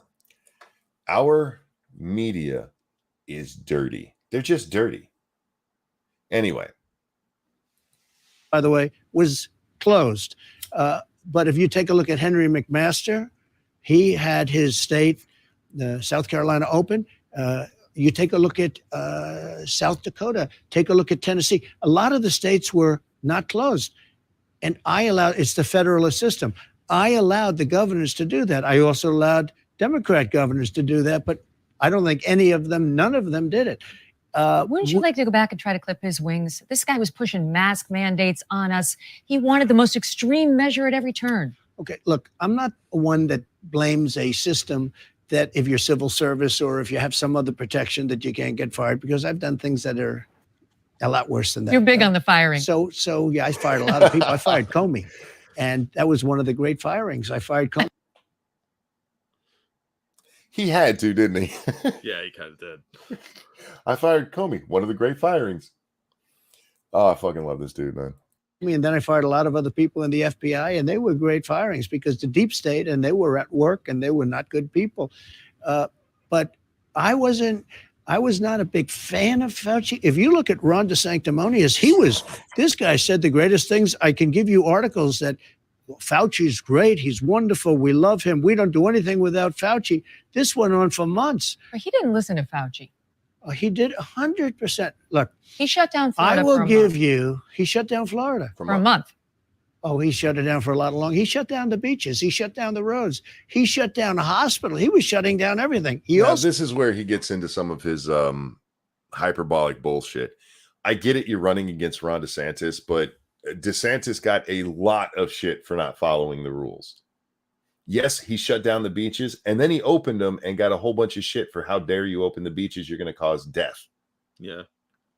You and I talked about this because we talked about how, hey, apparently there's no problem with BLM protests. BLM was a guard against COVID. It was a shield. So if you were out there protesting for BLM, you were not going to get sick. Promise. But if you went to a beach, by the way, we know COVID died in warm climates very quickly. Whatever. Anyway. Oh, dang, we're doing an EFAP. Why does everybody bring up EFAP? I don't know. This is just how we watch videos. Them pussies watch way more than I do. We're 3 hours in. Probably, yeah. Oh, holy shit. Look, EFAP's got nothing on our pause game. Nothing. Those guys watch like hours at a time compared to us. Like, yeah, you're going to look at this and be like, dude, 2 seconds? Really? Yeah, well, we got to commentate. Because EFAP has a lot more viewers. That's just hurtful.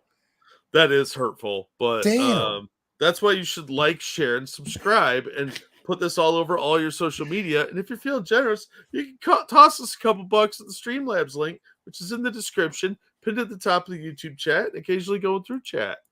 And this is why one Rebel's caught up, it'll probably be in the other chat. This is why I like our audience, man. They serve the brutal truth. It's a hard pill to swallow, but he's not wrong. Exaggerates or lies when he doesn't have to. Yeah, and most of Trump's lies are just exaggerations. So, I mean, I wish he didn't do it. I really do. But it's who he is, and especially in this case where it's a political campaign. I just think that the Republicans are doing themselves a disservice with the way they're going after each other. This is going to bite them in the general. So, had long lines of people getting the jab, as he called it. Let's all go get the jab. The guy tried to change history in Florida. Now, eventually Florida was open, but a lot of these other governors didn't shut down at all. South Dakota didn't shut down. McMaster, South Carolina, didn't shut down. Tennessee, there are states that didn't shut down at all. They probably did the best job. But Ron DeSantis was on. They did, sir. But okay, to that point, I'm sorry. I got to stop you. for people like, you love Trump, you never criticize him. Here you go. You gave out the guidelines to close down the country for 2 weeks. That was you. You're the one who set that. And yes, it came from Fauci giving you that recommendation. And you got a lot of shit for saying, hey, I hope we can be open by Easter. But that came from the feds. So you can't sit there and go, these guys listened to us. Of course they did. They were following the lead of the medical experts, the most medical expert of experts ever made, coming from your administration, who made that recommendation. What? So stop it.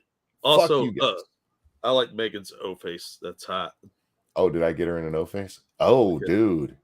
Yeah. Yeah, she looks like she's. Oh, never mind. I'm not even gonna say that. Rogue Thought, thank you so much.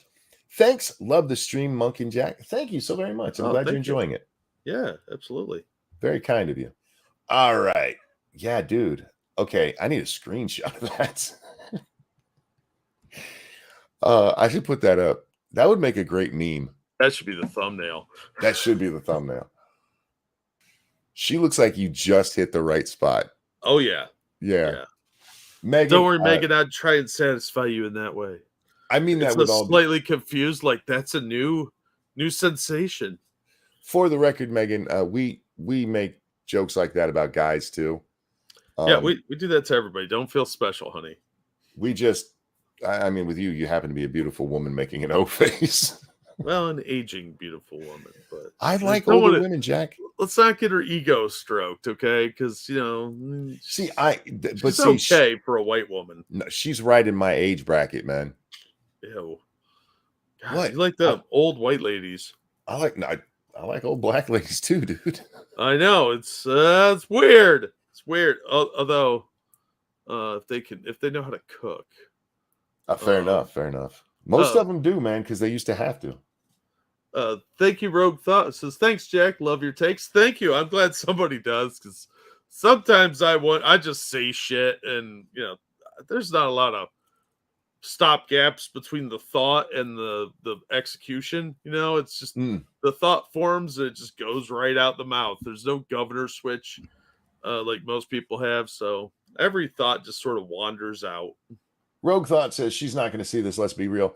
How do you know? Well, I mean, oh look, we know Crowder watches this, so maybe they'll get through there that way. Speaking Crowder just watches to steal our jokes. That's 100% true.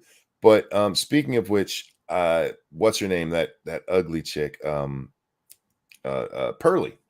Just Pearly Things did drop her bombshell to let everybody know they were wrong about Steven Crowder. So she got a consensus first. What it was, it's a recording from court where they're discussing what happened when he said that what was his I forget his wording, something like I'll fuck you up or so. I think that's what he said. I'll fuck you up. Oh yeah.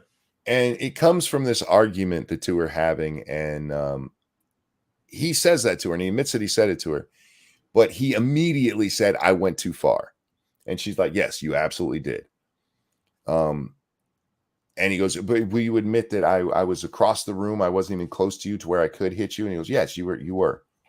But then whoever the mediator is, I'm guessing it was the judge.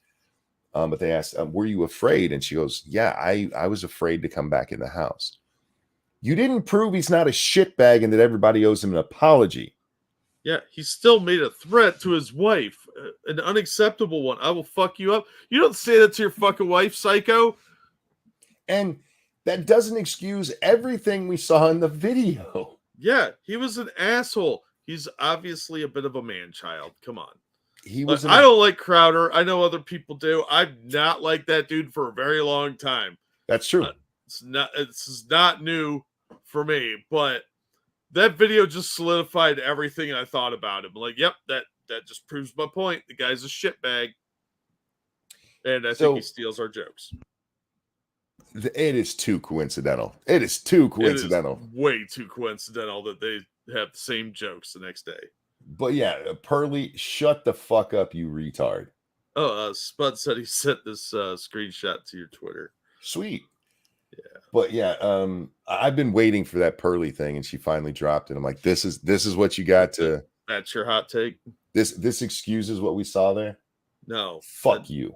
No, there's no excuse for what he did in that video. It was disgusting. And my greatest wish is that Pearly reaps what she sows. In that regard, my greatest wish is that she reaps what she sows here, because she's trying to make it out. Hey, they didn't do anything wrong. I don't hope any violence comes to you, but I hope you get in that relationship. I really do. With a guy who could literally break you in half, threatening you, but then I'm sorry. Yeah, telling you can't use the car to go to the store to buy him shit. Yeah, the only car, because you're a millionaire with one car. Yeah. Not a control freak. Pearly is a horrible human being, and it's such a twat. Anyway. I looked at Megyn. I feel better now. All right. She looks like she feels better too. Now she looks like she's seeing it for the first time. Oh, yeah, she's like, oh my God, it's huge, Mr. Jack. Which usually, I have to do with an Asian accent because I prefer my Asians. You did do that with an Asian accent. No, that'd be, oh, Mr. Jack, it's so big. You still had a little bit of one. Yeah, it's habit. All right. I mean, come on. Asian chicks they're where it's at. Look at this type of a lot of pressure, especially given the population, the age of a lot of Florida's citizens. I'm not trying to blame anybody, yes, but he should say. It's implied, not stated. I closed it down. Eventually we opened it, but I closed it down. But I gave him the right to keep it open. If he wanted to, I let the governors make the determination as to whether or not to close it down. But you didn't have the power to make the governors not do it the way they wanted to. Like he said, he gave them the... Let me ask you this, because this is the number one question. I asked my audience, what would you like me to ask President Trump? These are your fans. Okay. This is the number one question they wanted me to ask you. That you shut the country down for 6 weeks in spring of 2020. Operation Warp Speed. Excuse me. Rushed through. I didn't really. Let me ask their question. Megyn, this is my audience's question. I got to get it out. But I let the governors shut down. Some did and some didn't. Okay. Some didn't shut down at all. Operation Warp Speed, though. Yeah. That was on the vaccines. They were rushed through. They have helped, but also hurt a lot of people. And your White House actually supported mask mandates. So wouldn't you like a do-over on any of that? Look, when this came in, nobody. It's kind of a bullshit question. I mean, we talked about hindsight, right? Mm-hmm. It's very easy to say, yes, I'd like a do-over on that. But what does that accomplish? Yeah, unless you're going to build a time machine, which I maintain Trump probably owns. He probably does. Because he's responsible for so many things. It's just not feasible otherwise. It's a hypothetical without any use. Oh yeah, there's a lot of things I'd like to change in my life. So fucking what? Get over it. Move forward. You can't stand around all day pining about the past. Eagle says he still likes the idea of the shot. Yeah, and that's a different question. Do you still support the shot? That is a question that has meaning now. Do you wish things were different? Is a fucking meaningless question. Yeah. Anyhow. Nobody knew what the hell it was. Exactly. It sounded like an ancient, pandemic. You thought that was from 200 years ago or from 1917. We never thought you'd have a pandemic. Nobody had any idea. We got word that bad things were happening in China, right around the Wuhan clinic. And I was the one that said it was in the Wuhan clinic. And, I stuck with it. And it was absolutely. It came out of the Wuhan clinic. But you take a look, and what we did was, this was brand new. Nobody knew what the hell it was. There's dust. Somebody said this is why I don't like this question, because he's trying to explain, look, he's saying it because he's such a Trumpian way. Hindsight's 2020. Do I wish things were different? Sure, but this is what we were working with, and that's what's important. We did the best we could at the time. That's the right answer here. Yeah. Which he's saying in a very elaborate way. Yeah, exactly. Dust coming in from China. and it's killing people in Italy, and it's killing people in France, and it's going to kill people here. And by the way, I shut it down to China. That was a big move. I saved thousands, hundreds of thousands of lives by doing it. I got called a But racist. honestly, nobody, I don't blame a lot of people because nobody knew what it was. Now we do understand it somewhat. Nobody really understands it even now fully, but nobody knew what COVID was. And it wasn't even a name. I called it the China virus. I still do. I call it the China is the virus. China It came out of virus. China. Accurate. You know, they call it COVID. And COVID. I still like election infection. Whoever Yeah. originated that is fucking hilarious. I have my thoughts on this that we cannot give on YouTube. But I think what I just said probably sums it up. It's amazing how our economy crashed right when it needed to. Yeah, it's amazing how certain terror gnomes had financial connections to certain laboratories in certain areas of China. Yeah. Just look it up. 19. As far as the vaccine's concerned, you had the original COVID, and the vaccine had an impact on that. And there are some people, I will tell you, some friends of mine that are Democrat, I think they voted for me, but they're Democrat, very smart people, top people. They say, you know, I don't understand. He had to throw in, they voted for me, very smart people. Well, yeah, I mean, obviously, if they voted for him, they're smart. Fucking Look, Trump. if you didn't vote for him, you ain't smart. Oh, son of a bitch. I mean, I think they voted for me, but they're Democrat, very smart people, top people. They say, you know, I don't understand one thing. Why don't you talk more about the vaccine? It was one of the greatest things you've ever done. Now think of that. They say to me, and I say, I'm not going to talk about it one way or the other. First of all, no mandates. I don't want mandates. I never had mandates. Florida sort of had a mandate because they were giving the vaccine. They were demanding everybody take the vaccine. It's another thing. But no mandates, no anything. I didn't demand anybody take it. But I have people on the other side. Not my side, although probably there's some on my side too. They said, you saved 100 million people because I got it done in 9 months as opposed to 5 years to 12. Now, here's something interesting. If Trump gets elected and he were to run on the fact that he got the vaccine through so fast, a lot of the Democrats are like, you need to get a vaccine would change. Suddenly they would be, oh yeah, that vaccine's not very good. Yeah, It would absolutely happen 100%. even though a lot of the information about that didn't come out until much more recently. Yep. 12 years. A lot of people You're proud of it.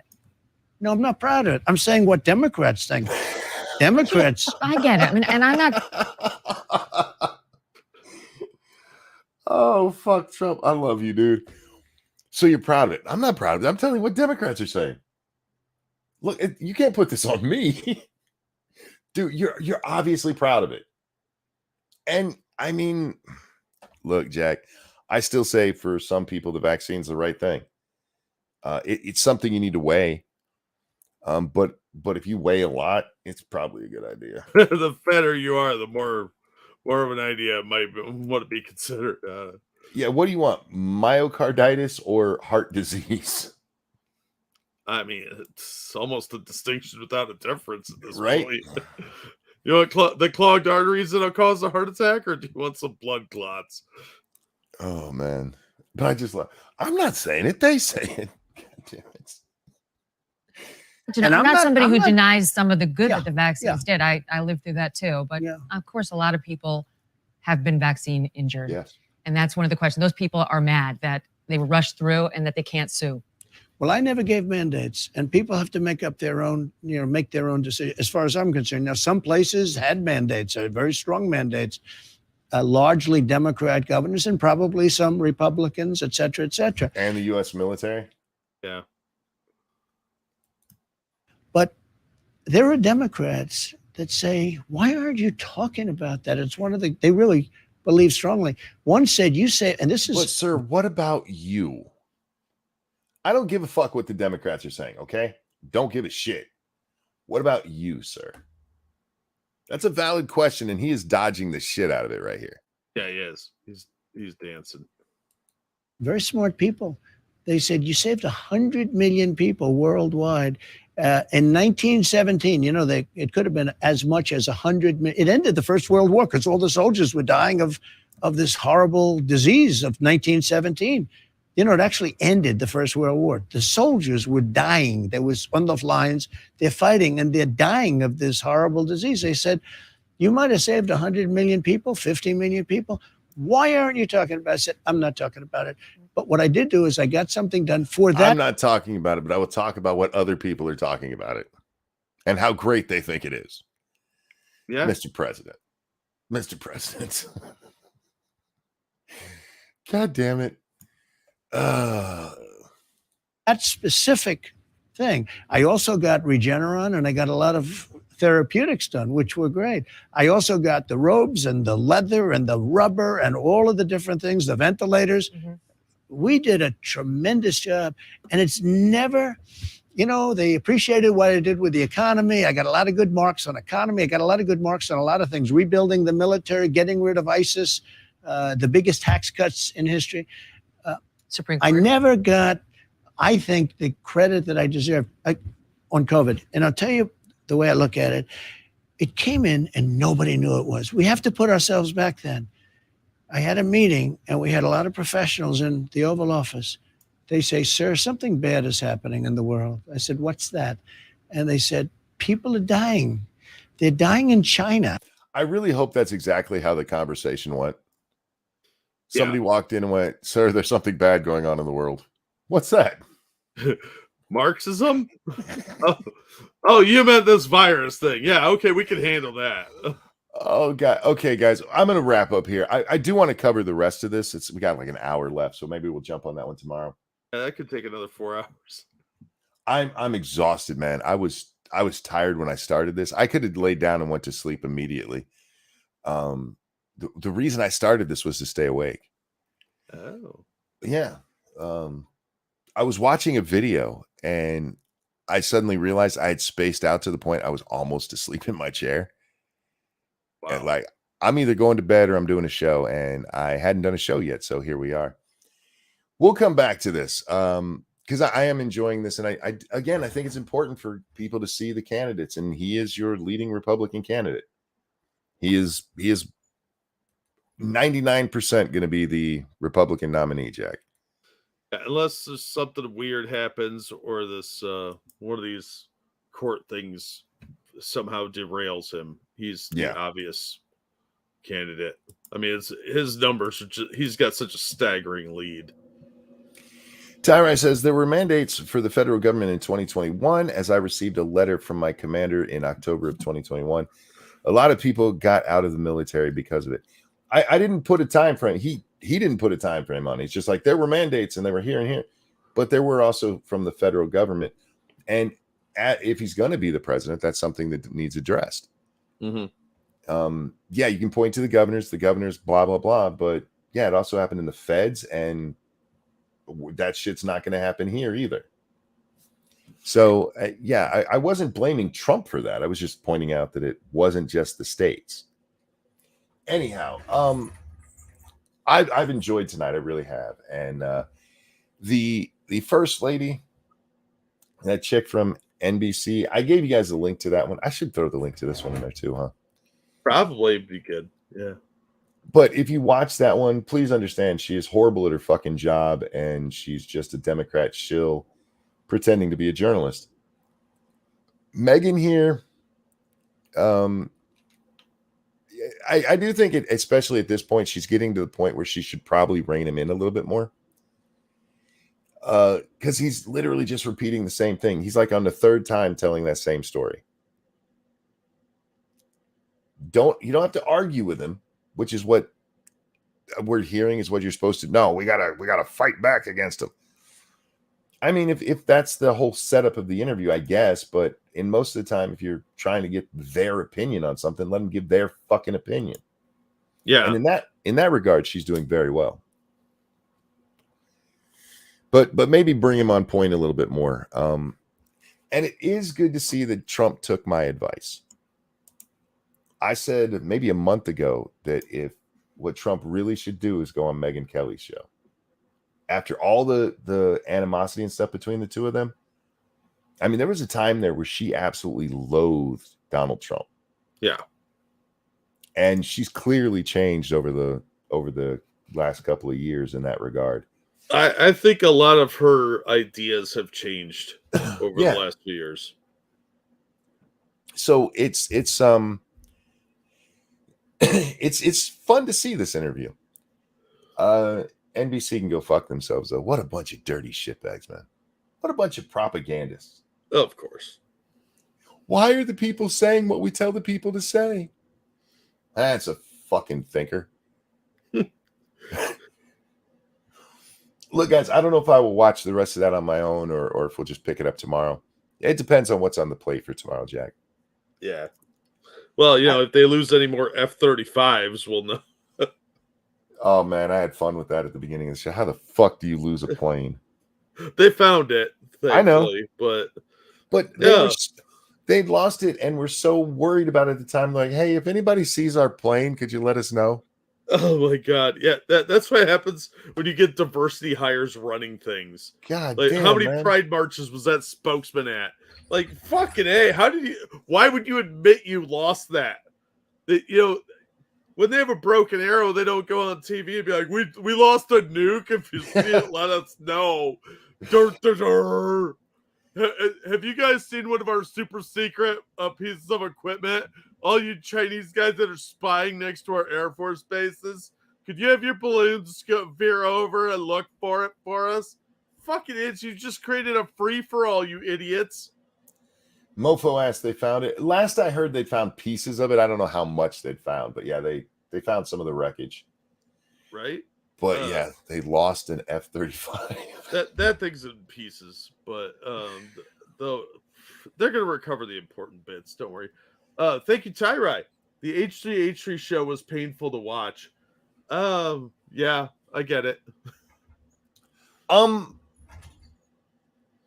If you go back to when I did make videos, Jack, what I believe I excel at is responding to stupidity.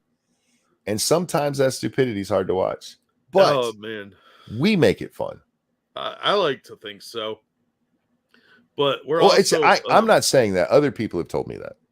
Oh, yeah. Very smart people who voted for me. That's true. That's true. Well, our audience is pretty smart. And anybody in the audience, whether they have a microphone or not, would be more entertaining than Ethan. I am weirdly obsessed with Ethan and Hassan talking. Because these are two retards who have no idea what they're talking about. You could just hang out on a short bus. Speaking as though they are the most knowledgeable people in the room. And with their audience, they might actually be. But it's amazing to me to watch how confident they are in their stupidity. Yeah. Well, stupid people are some of the most arrogant and confident people on the planet. Uh-huh. And it's amazing how that happens. Like, the dumber and more ignorant you are, the more you're so self-assured. It's amazing. It's like watching Amberlynn Reed talk about weight loss. Like, oh, really? Is that how that works? Oh, okay. I don't think that's how that works. It doesn't work like that at all. Ladies and gentlemen, thank you so much for coming and hanging out with us. I haven't been meaning to make these long. It's just these are long videos we're seeing. We need to do one with short videos here soon. Like, just grab a bunch of libs of TikTok bullshit and have fun. Yeah, that probably won't be a bad idea. But like I said, I'm not sure if we will finish the rest of this. The link's in chat if you guys want to watch it. And if it's gone too far in chat, just look up Megyn Kelly and Trump. Megyn, Megyn. I kind of hate her parents for spelling it that way. I know it's one of those things. She was born at the beginning of the let's give our kid a unique name nonsense. Yeah. Oh God. Anything else I want to talk about? I don't think so. I'm so fucking tired. I should have wrapped this up about an hour and a half ago. I'm exhausted. I didn't sleep well last night, Jack. I was anxious about my doctor's appointment. Oh, yeah, that's understandable. Yeah. And then I did not take a nap at all today. So when I'm done here, Normally, I say when I'm done here, I'm going to go to bed. And what I really mean is I'm going to go play on Twitter for about 20 minutes and then go to bed. Yeah. When I'm done here, I'm going straight to fucking bed. I'm tired. So I hope I was still entertaining. I have no idea because I don't even remember what I said 10 minutes ago. Thank you guys for joining us. I really do appreciate that you guys show up time after time, no matter when we are. You guys are the best audience, and you guys are engaging. You're polite. I mean, you guys get into little tussles with each other, but it never blows up anything fucking ridiculous. Yeah. You're generous, and not just with money, but with feeding us stories to talk about, or sending us to your friends. Hey, check this guy out. You guys are awesome, and I cannot tell you how much I appreciate you. We really do appreciate the donations you make, the tips, if that makes you feel better.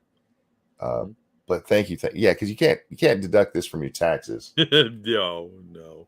We're not hookers on Hunter Biden's taxes. You can't deduct us. So thank you for the tips. You guys are amazing. Jack, anything you want to show? I'll drop a link to a video. It's the one I dropped yesterday. New video will be coming out soon. But thank you guys for the tips. And you guys are awesome.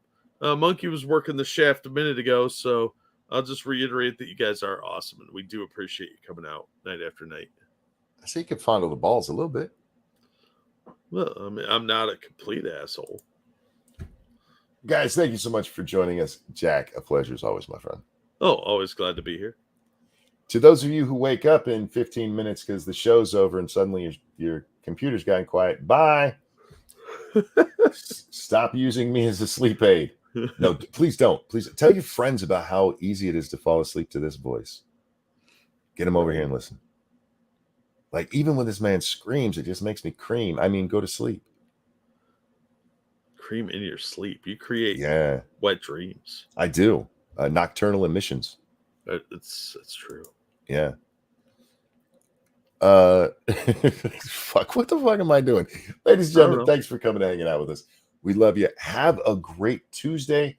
We'll see y'all next time. Bye now. Bye, everybody. It's time for the song at the end of the show. I guess that means we've got to go.